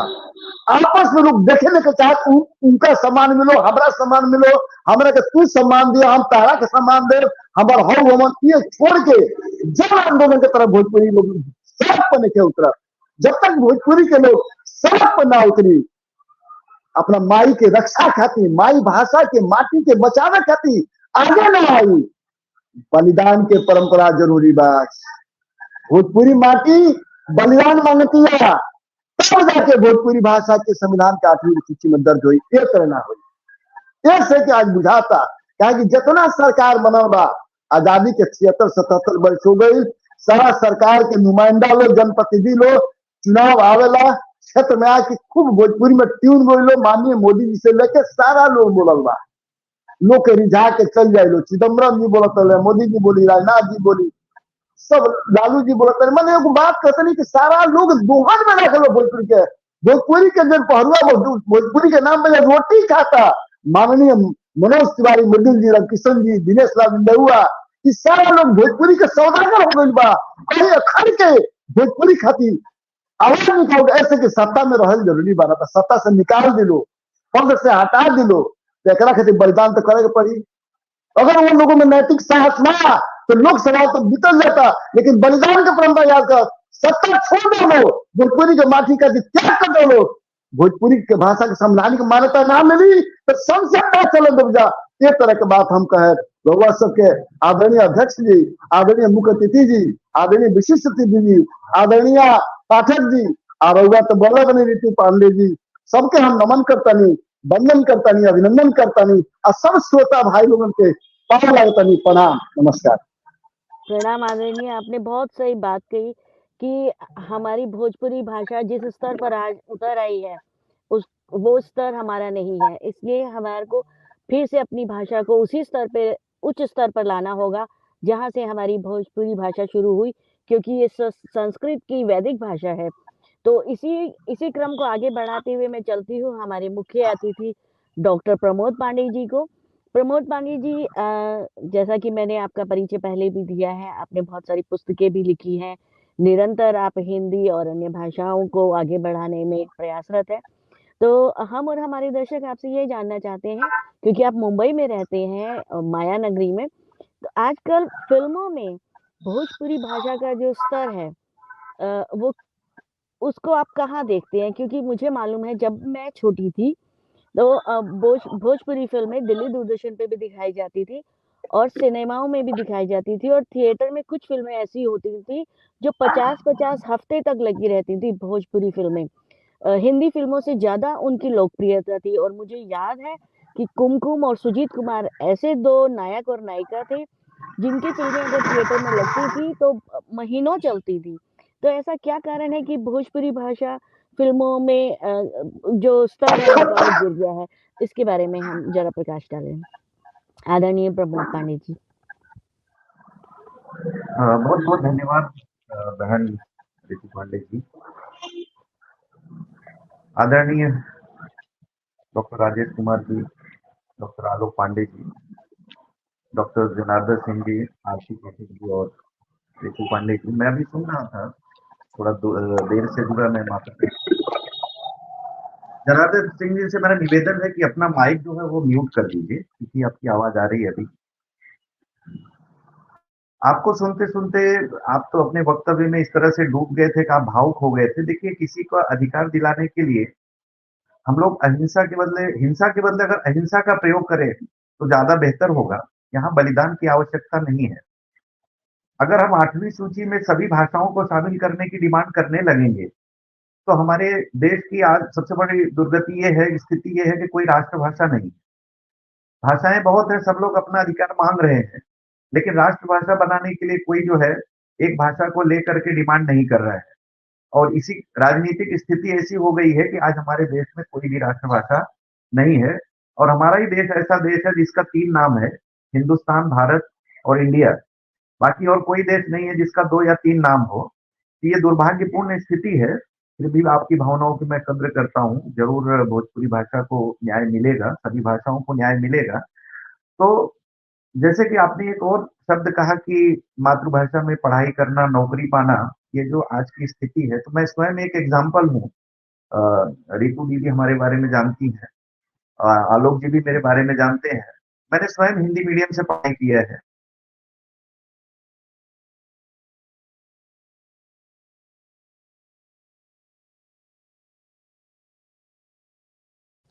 जी, आपका वीडियो रुक गया। प्रमोद भाई, आपका वीडियो रुक गया।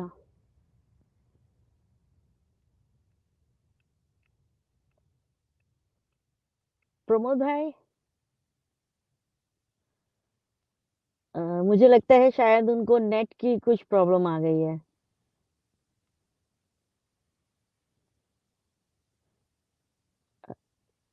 मुझे ऐसा लग रहा है कि नेट की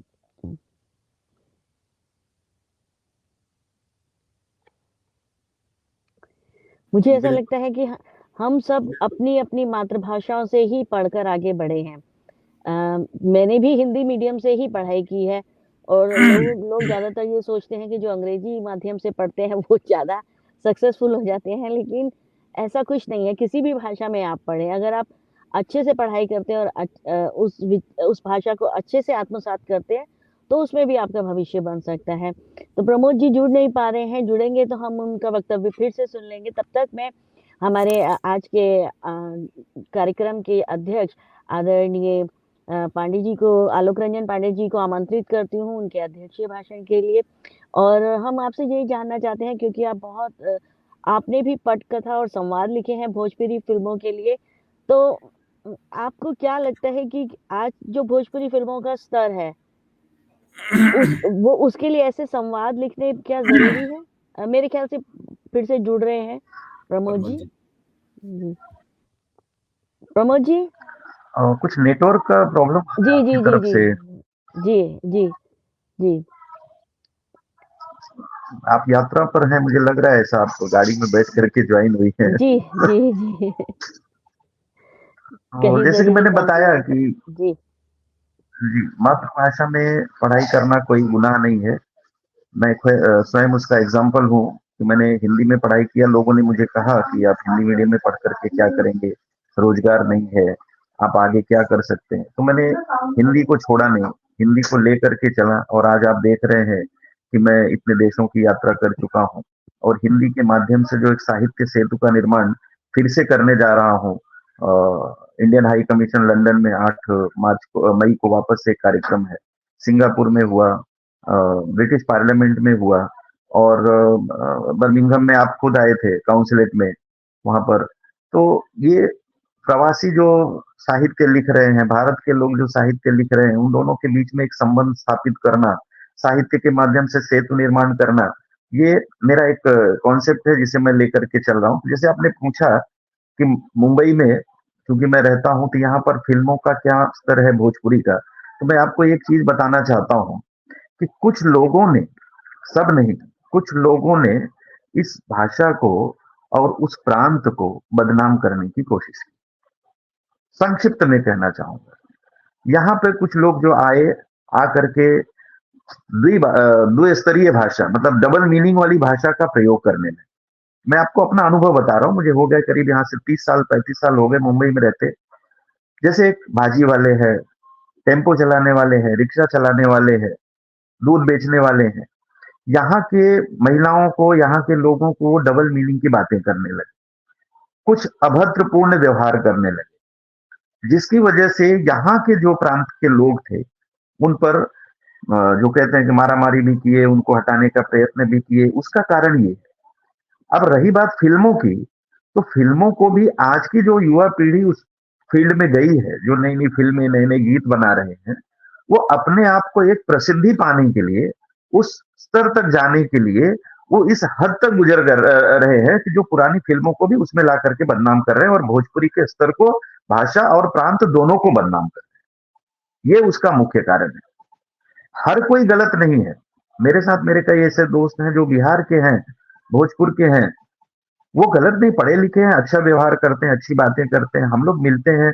लेकिन वहीं पर कुछ लोग हैं जो ये नहीं समझते कि हम दूसरे के प्रांत में हैं, दूसरे प्रांत में रह रहे हैं, तो उनका सम्मान करें, उनका आदर करें, कम से कम अभद्रता तो न फैलाएं। तो इसलिए जो है, पर प्रांतीय कह करके हम लोगों को जो है तिरस्कृत किया जाता है। तो रही बात फिल्में जो है वो अश्लील हो रही हैं, उसका कारण है कि प्रसिद्धि पाना। आज मार्केट में आप देख रहे हैं कितना कंपटीशन हो गया है। जिसको कुछ रोजगार नहीं है, टीवी अपना मोबाइल उठाया और कुछ ना कुछ वीडियो जो है अपलोड करके, गाने बना दिया, वीडियो अपलोड करके जो है वो पब्लिसिटी पाने लगा, गूगल से पैसे कमाने लगा। वही वो चाह रहे हैं। लेकिन पहले के जमाने की जो फिल्में थी, अगर उनसे कंपेयर करेंगे, जितनी साफ सुथरी और पारिवारिक फिल्में होती थी, आज वो परिवार के साथ बैठ करके फिल्में नहीं देख सकते।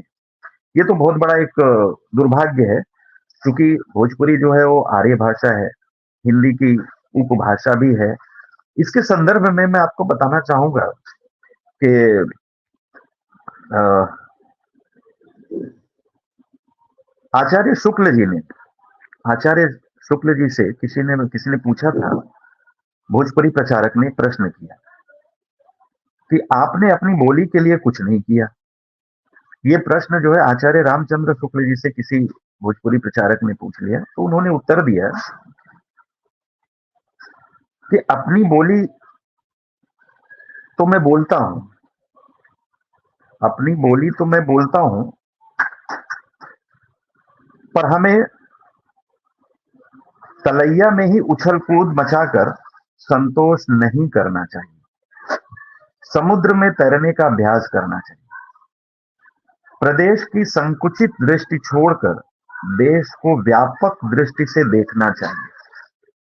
सिर्फ हमें एक जगह सीमित नहीं होना चाहिए।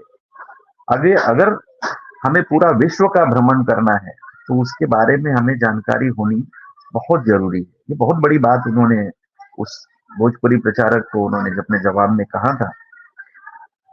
क्योंकि भोजपुरी भाषा के प्रचार प्रसार के लिए विभिन्न माध्यमों से, चाहे फिल्मों के माध्यम से हो, चाहे साहित्य के माध्यम से हो, दिन प्रतिदिन जो है प्रचार प्रसार हो रहे हैं। तो अगर हम राहुल सांकृत्यायन जी की बात करें तो उन्होंने भोजपुरी भाषा को 5 शैलियों में बांटा। पहली शैली जो है वो काशिका है, जिसमें काशी और मिर्जापुर प्रदेश में बोली जाने वाली जो भोजपुरी है वो आती है।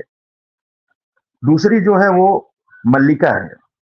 मल्लिका यानी प्राचीन जो मल्ल देश था, अर्थात गाजीपुर, बलिया और छपरा, आजमगढ़, जौनपुर, गोरखपुर, देवरिया, यहाँ पर जो भोजपुरी बोली जाती है उसको जो है वो दूसरी श्रेणी में सांकृत्यायन जी ने शामिल किया। उसके बाद तीसरी जो है वो है वज्जिका।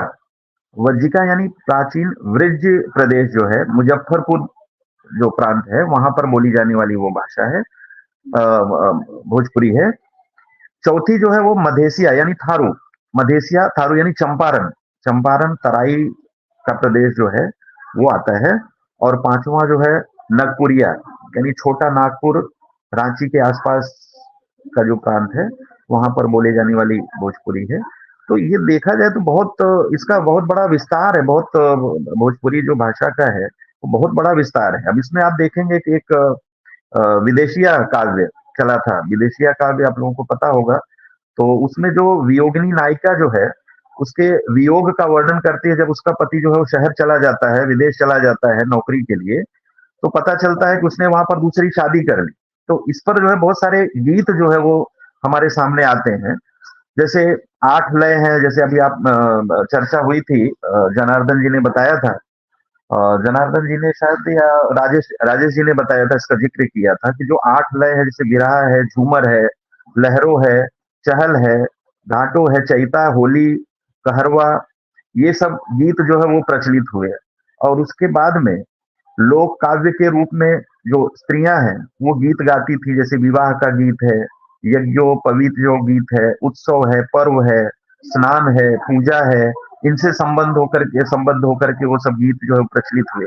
उसके बाद जो श्रम कार्य करते हुए जो गीत गाते थे, जैसे चक्की चलाते समय कोई न कोई भोजपुरी गीत जो है वो प्रचलित है, उसको गाते थे। और पुरवर चलाते समय वो गीत गाते थे। ऐसे बहुत सारे गीत जो है हमारे सामने आते हैं। अब उसी के ऊपर जो आज का जो कवि है, जो वर्तमान में हम देख रहे हैं, जो कविताएं हमारे सामने साहित्य के माध्यम से आ रही हैं, उसमें कई गीत जो है गीतों के द्वारा कविताओं का भी प्रचलन हुआ, काव्य में भी गीत का समाविष्ट हुआ। जैसे मैं यहाँ पर एक उदाहरण देना चाहूंगा कि राम विचार पांडे जी हैं, लिखते हैं कि अयली बसंत ऋतु महुआ के कुचवा में, अयली बसंत ऋतु महुआ का कुचवा में, झांकी झांकी हंसी हंसी आंखी मलकावेली, और सरसों का फुलवा के पियर चदरिया में तोसिया का फूल के बतीसी चमकावेली। तो ये भी कहीं ना कहीं गीत जो है उन्हीं से संबद्ध होकर के आगे परंपरा को बढ़ाते हैं। यहाँ पर चंद्रदेव सिंह जी हैं, वो भी लिखते हैं कि बरसेला पनिया दुआर लगी घनिया, राह ताकी ताकी पछताए, न अइले विदेशिया न भेजले सनेसिया, एक एक दिन करी जाए। अब कड़के बदरवा तड़पे जियरवा, बिजरी के नोक धसी जाए, रतियो सवतिया बताई कवन बतिया, आंख लगी लगी खुली जाए। तो कहीं ना कहीं देखा जाए तो हर माध्यम से, चाहे कवि हो चाहे गीतकार हो, और फिल्मों का तो मैं थोड़ा सा ये कहूंगा कि उन्हें फिर से इस स्थिति को समझना पड़ेगा। भले आज का दर्शक क्या देखना चाहता है, बजाय उसके जो पहले की साफ सुथरी परंपरा थी उस पर अगर आते हैं तो मुझे कहीं ना कहीं ये होगा कि युवा पीढ़ी भी उस चीज का सम्मान करेगी, उसको भी सीखेगी, और जो उसको अधिकार मिलना चाहिए तो कहीं ना कहीं जरूर मिलेगी। और जैसे कि आपको बताया गया कि अभी बताए थे कि भोजपुरी भोजपुर राजा के सर ने अभी बहुत अच्छा बताया, जनार्दन जी ने। तो उसके बाद में जो भोजपुर पहले जो गिरमिटिया मजदूरों को लेकर गए अंग्रेज यहाँ से, तो बहुत कुछ अपने साथ ले गए, भाषा को ले गए, संस्कृति को ले गए, अपनी पहचान को ले गए, और वो ले जा करके आज वहां उसका प्रचार प्रसार कर रहे हैं। तो मैं जब गया वहां पर लोगों को इस तरह से देखा, तो मुझे खुद को आश्चर्य होता है कि उन्होंने अपनी भाषा और संस्कृति को छोड़ा नहीं। ये बहुत बड़ी बात है, और वही उसी का कारण है कि आज वहां पर जो अपने देश में जो चीज नहीं हो रहा है, जिसका प्रचार प्रसार नहीं हो रहा है, वो विदेशों में हो रहा है। मुझे तो गर्व होता है कि हिंदी का जितना प्रचार प्रसार अपने भारत में नहीं हो रहा है, उतना विदेशों में हो रहा है। जब मैं कार्यक्रम कर रहा था राजभवन में महाराष्ट्र में, तो भगत सिंह कोश्यारी जी ने एक बात कही थी, मुझे बहुत मेरे दिल को छू गई, कि हिंदी का प्रचार प्रसार करने में महाराष्ट्र का सबसे बड़ा योगदान दूसरे नंबर पर है, पहले नंबर पर गुजरात का आता है। तो मुझे दुख हुआ कि हम कहते हैं कि हम हिंदी प्रांत वाले हैं, हिंदी प्रांत वाले हैं, जबकि हिंदी प्रांत वालों ने स्वयं हिंदी का इतना प्रचार प्रसार नहीं किया। गुजरात प्रांत जो है वो सबसे नंबर 1 पर आता है हिंदी का प्रचार करने में, और दूसरा नंबर महाराष्ट्र आता है। आप संत कवियों की परंपरा को देखिए उठा करके, तो उन्होंने सबसे ज्यादा हिंदी में लिखा है और हिंदी का प्रचार प्रसार किया है। तो आज अपने ही देश में अपनी ही भाषाओं को पीछे छोड़ा जा रहा है। हम अंग्रेजी पाश्चात्य सभ्यता की तरफ जा रहे हैं। जब हम विदेशों में जाते हैं, प्रवासी रचनाकारों को देखते हैं, तो वो लोग जो है हिंदी का प्रचार प्रसार, अपनी भाषा और संस्कृति का प्रचार प्रसार सबसे ज्यादा कर रहे हैं, और यहाँ पर कुछ लोग उसके विरोधी भी बन रहे हैं।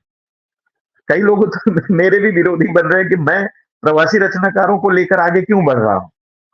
तो मैं उनको ये कहना चाहूंगा कि जहां भी हो, जैसा भी हो, अगर अपनी माटी का और अपनी संस्कृति का, अपनी भाषा का कोई भी व्यक्ति, चाहे छोटा हो चाहे बड़ा हो, अगर वो प्रचार प्रसार कर रहा है, तो सदैव उसका सम्मान करना चाहिए, उसको प्रमोट करना चाहिए, उसको डिमोट नहीं करना चाहिए। तो मैं बहुत बहुत धन्यवाद दूंगा डॉक्टर रितु पांडे जी का, कि आपने मुझे आमंत्रित किया और समय दिया बोलने के लिए।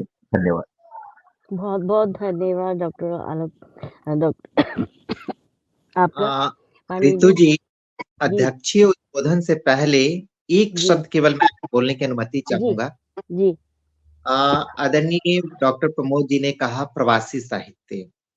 इस प्रवासी हिंदी साहित्य, इसे प्रवासी हिंदी साहित्य ना कह कि देखिए हमारे मोहल्ले बहुत सारे हो सकते हैं, लेकिन एक शहर होना चाहिए। तो चाहे मॉरिशस हो, फिजी हो, ट्रिनिडाड हो, या जहां पे भी रचनाएं लिखी जा रही हिंदी में, तो वो सभी हिंदी की रचनाएं कही जाए तो ज्यादा अच्छा रहेगा। उसे हम प्रवासी कह के थोड़ा सा तुरंत दर्जे का लगता है, तो हिंदी का विस्तृत फलक है वो, उसे हिंदी साहित्य ही कहें तो ज्यादा अच्छा है।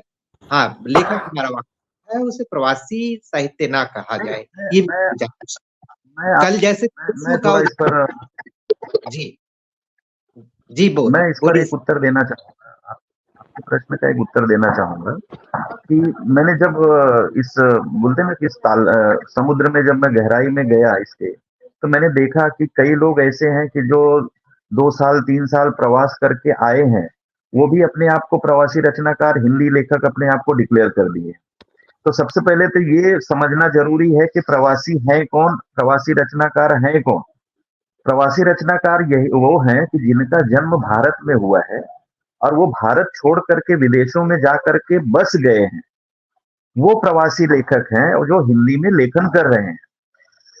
कई लोग ऐसे हैं, मैंने देखा जब मैं रचनाएं मंगाता हूं संकलन के लिए, तो बहुत सारे लोग भेजते हैं रचनाएं। जब मैं उनकी डिटेल में जाता हूं, तो पता चलता है कि उनका भारत का भी पासपोर्ट है, और विदेश में सिर्फ 6 साल या 5 साल या 4 साल जाकर आए हैं। रितु जी हंस रही हैं, वो मेरी बात हुई थी उनसे एक बार इसी टॉपिक के ऊपर।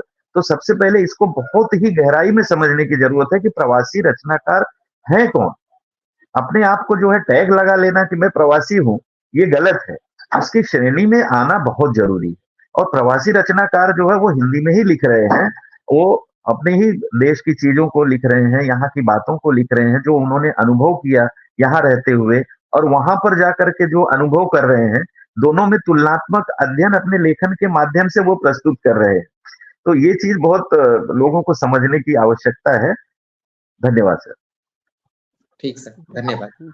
धन्यवाद पांडे जी, धन्यवाद मांझी जी, अब मैं हमारे अध्यक्ष महोदय को आमंत्रित करती हूँ हमारे अध्यक्षीय उद्बोधन के लिए। आज जी, जी, आपने सुना बहुत-बहुत हम आभार सबके। ऋतु मैम, बहुत-बहुत आभार। बहुत जी, समय हो चुका है, चूँकि आपको 1 घंटे के अंदर इसे खत्म करना था और हम लोग पहले से देर हो चुके हैं, पहले से देरी हो चुकी है। मंचासीन आदरणीय जनार्दन सिंह जी, राजेश मांझी जी, प्रमोद पांडे जी, आरती पाठक जी और ऋतु पांडे जी।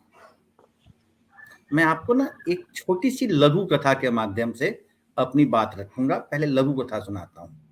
भोजपुरी की एक बहुत अच्छी लघु कथा है और मुझे लगता है कि जिस तरह से जनार्दन जी ने, राजेश जी ने, प्रमोद भाई ने और आरती जी ने जो विषय परिवर्तन किया था, भोजपुरी ठीक है, भोजपुर और भोजपुरी से शुरू होकर आज देश के 13 विश्व के 13 देशों में कम से कम लोग भोजपुरी समझ रहे हैं और कहीं न कहीं कुछ लिख भी रहे हैं। और राजेश भाई, प्रवासी इस शब्द में हम क्यों जाएं? हम लोग तो उस प्रवास के लोग हैं जो अपने शहर से बाहर जाते थे, उसे हम प्रवास कह देते थे। तो हम मूलतः जो अभी मैं एक छोटी सी भोजपुरी में ही लघु कथा सुनाता हूँ। जी। दो फुलेसर और विशेषर दोनों भाई अपना बाप का मुँहते मुँहते अलग हो गईले और पहुंच गईले पंच लोगन के पास। पंच लोग आइल, घर दुआर, खेत खरियान, फेरा खूट, गहना गुड़िया, सब चीज बराबर बराबर दोनों भाई में बांट देलक। दोपहरिया में बंटवारा भइल। साँझे बेरा दोनों भाई के अलग अलग रसोई बने लागल। सबे खा पी के सुत गईल। तभी का जाने फुलेसर के छोटका लइकवा जागल और अपना माई से पूछलक कि ए माई, इया ना खई है का? ए माई, इया ना खई है का? फुलेसर बहू कहली कि का जाने खई है कि ना खई है, हम तो नहीं जानत। अब वो केकरा बखरा में पड़ल बारी, हम का जानतनी? जकरा बखरा में होई वो खियाई उनका के खाना। विशेषकर जे उनकर बड़ बेटा रहले सब बात सुनत रहले। कहले कि माई के तो बखरा लागले नहीं थे, और जब माई के बखरा नहीं के लागल तो उनका के खियाई? अब आज तो खाली खेत खलिहान के बखरा लागल बाटे, बिहान पंच बुलावल जाई, पंच आई हैं, फिर माई के बखरा लागी। जब माई के बखरा लागी तो फिर माई के जे जकरा हिस्सा में जई है वो खियाई। अब माई बेचारी रात भर भूखल रह गईली। इहो बात फिर विशेषरो बहू कहली कि हमरा बखरा में नहीं खी, फुलेसरो बहू कहली कि हमरा बखरा में नहीं खी।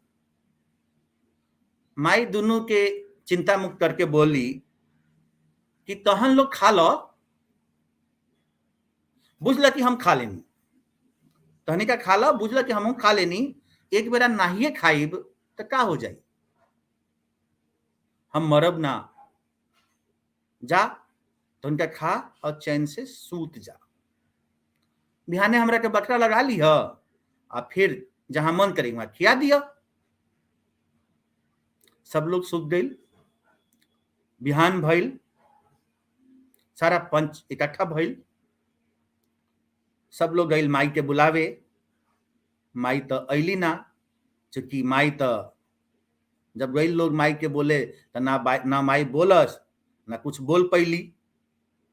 माई दोनों जना के भोरे खातिर ही छोड़ के चल गई रही। और लोग कहे लागल कि माई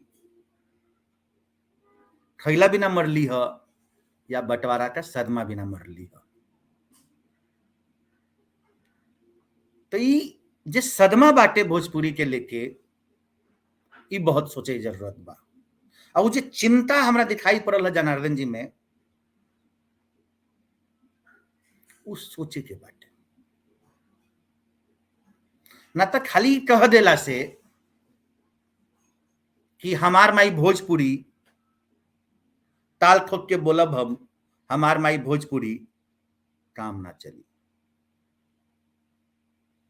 मुझे बहुत अच्छी हिंदी अंग्रेजी आती है, पर जब मैं दिल्ली में रहता हूं और भोजपुरी बोलने वाले लोगों से, मैं मोतिहारी का मेरा जन्म हुआ है, मैं अंग्रेजी मीडियम में पढ़ा हूं 12वीं तक, फिर हिंदी लिया मैंने, लेकिन जब यहां पर मैं अपन भोजपुरी साथी से बात करेंगे चाहे नहीं, तो खासकर भोजपुरी के लोग भोजपुरी में ना बतियाला, क्योंकि जब तक, जनार्दन जी बहुत अच्छा कहले हैं कि जब तक आपन भाषा, आपन मातृभाषा, ये हम हिंदी से बंटवारा नहीं किया प्रमोद भाई, हिंदी तो एक वटवृक्ष बाटे, हिंदी के नीचे हम क्या सब सारा उपभाषा है बाटे। जब तक आपन भाषा के आपन रोजगार ना मिली, सब लोग प्रमोद भाई रवा ऐसा खुश नसीब नहीं थे।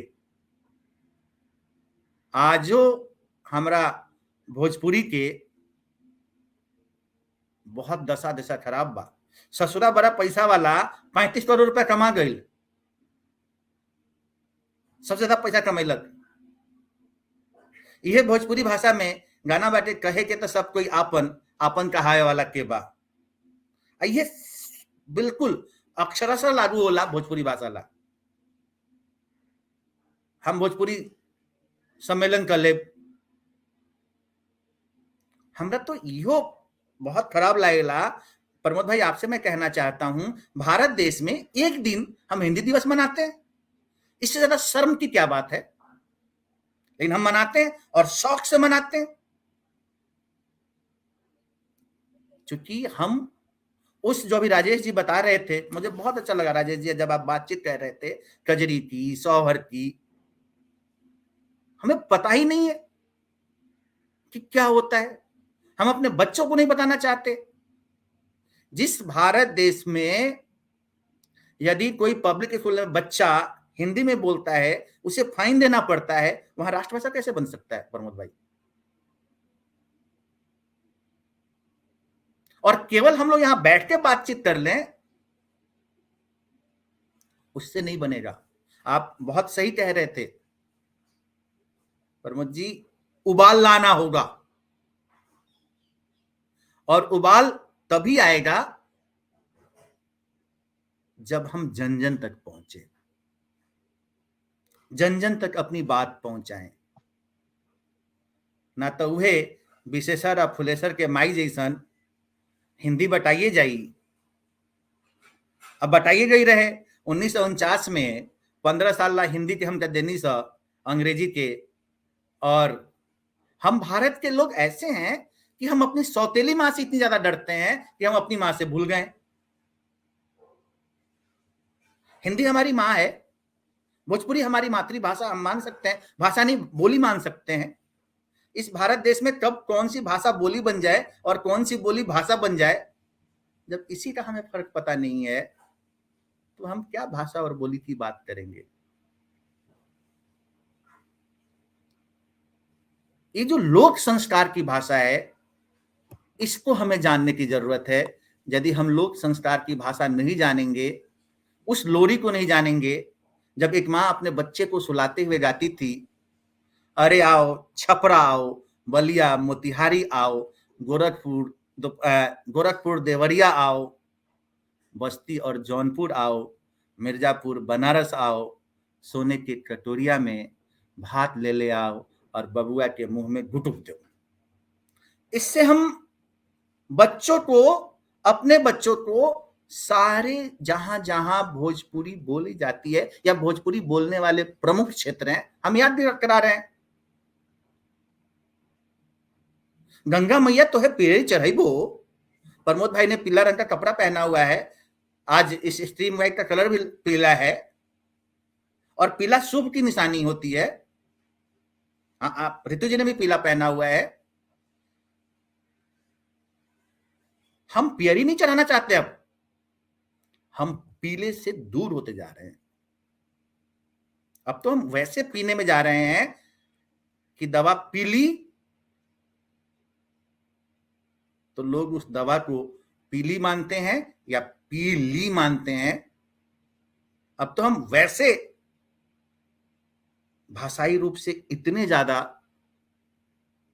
हम में जब थोपा जाता है ना मैम, प्रमोद भाई, जब हम पे थोपा जाता है ना, मैं जनार्दन भाई की बात से बिल्कुल सहमत हूं। जिस दिन ऐसे आप जैसे लोग बहुत काम कर रहे हैं, हिंदी को रोजगार में लाने के लिए काम कर रहे हैं, हिंदी में रोजगार आ जाए, भोजपुरी में रोजगार आ जाए, या हमारी जितनी 24 उपभाषाएं हैं सब में रोजगार आ जाए, आप लोगों के कारण अब हिंदी लोग पढ़ने पढ़ाने लगे हैं। 190 प्रमोद भाई, आप जैसे, राजेश जी, आरती जी, रितु जी, जनार्दन जी जैसे लोगों के कारण अब 180 देशों में शुरू तो हो गई हिंदी पढ़ाना। मुझे बहुत गर्व होता है मैडम। अब मेरे बच्चे, मेरी क्लास में दिल्ली में बच्चे आ रहे हैं, बाहर से नीदरलैंड से बच्चे हैं, वियतनाम के बच्चे हैं, और वो हिंदी सीख रहे हैं। तो हम लोग इसी बहाने हिंदी सीख तो रहे हैं, वो बाहर से आकर हमारी हिंदी को सीख रहे हैं, और हम भारत में रह के हिंदी से परहेज कर रहे हैं। हम मोतिहारी के रहकर भोजपुरी बोलने से परहेज कर रहे हैं। हम देवरिया में रहे वाला लोग अपन भाषा में बोली ना बोली तो केवल ई कहला से काम ना चली। एक 4 लाइन के बात करके भोजपुरी हमरा के गोदी में खेलैलक, भोजपुरी हमरा के गोदी में खेलैलक, भोजपुरी हमरा के बोले के सिखैलक, भोजपुरी हमरा के पललक, भोजपुरी पोसलक। और अब जब समय आयल कि हम अपना माई के पियरी चढ़ाई तो हम लाल बन के घूमे लागल बानी। जब तक पियरी ना चढ़ी तब तक भोजपुरी या किसी भी अपनी मातृभाषा का उत्थान नहीं हो सकता। बहुत बहुत आभार, बहुत बहुत धन्यवाद आप सबने, जनार्दन जी ने, प्रमोद भाई ने, राजेश जी ने, आरती जी ने बहुत अच्छे से विषय को समेटा, जिसको कहते ना गढ़ना, बुनना और फिर परख कर सबके सामने रखना। बहुत बहुत आभार, बहुत बहुत आभार रितु मैम, आपने मंच दिया, आपने सम्मान दिया, और इतने विद्वानों को, जनार्दन जी के पास पूरा खाका है। मैं चाहूंगा जनार्दन जी कि आपके इस लेख को हम लोग सुने फिर से। केवल पत्रकारिता पे जितना आपने बताया, मैं पूरा नोट कर रहा था कि आप एक नाम को जानते हैं। मैं मोतिहारी का रहने वाला हूं, मुझे पता नहीं था कि मोतिहारी से पत्रिका निकलती है, क्योंकि हम प्रवासी मोतिहारी हो गए हैं जी। तो वो समस्या है। बहुत बहुत आभार, सबका बहुत बहुत प्रणाम। आप सब लोगों का बहुत बहुत आभार इस मंच को सम्मानित करने के लिए। और जैसा कि प्रवासी की बात है, तो मुझे लगता है कि मुझे अपने आप पर कहीं ना कहीं गर्व महसूस करना चाहिए कि मैं भारत की बेटी और सूरीनाम गिरमिटिया परिवार की बहू हूँ, और हम लोगों ने हमारी संस्कृति और भोजपुरी को पकड़ के रखा है। आप सब लोगों का बहुत बहुत आभार, धन्यवाद। बहुत नमस्कार। नमस्कार।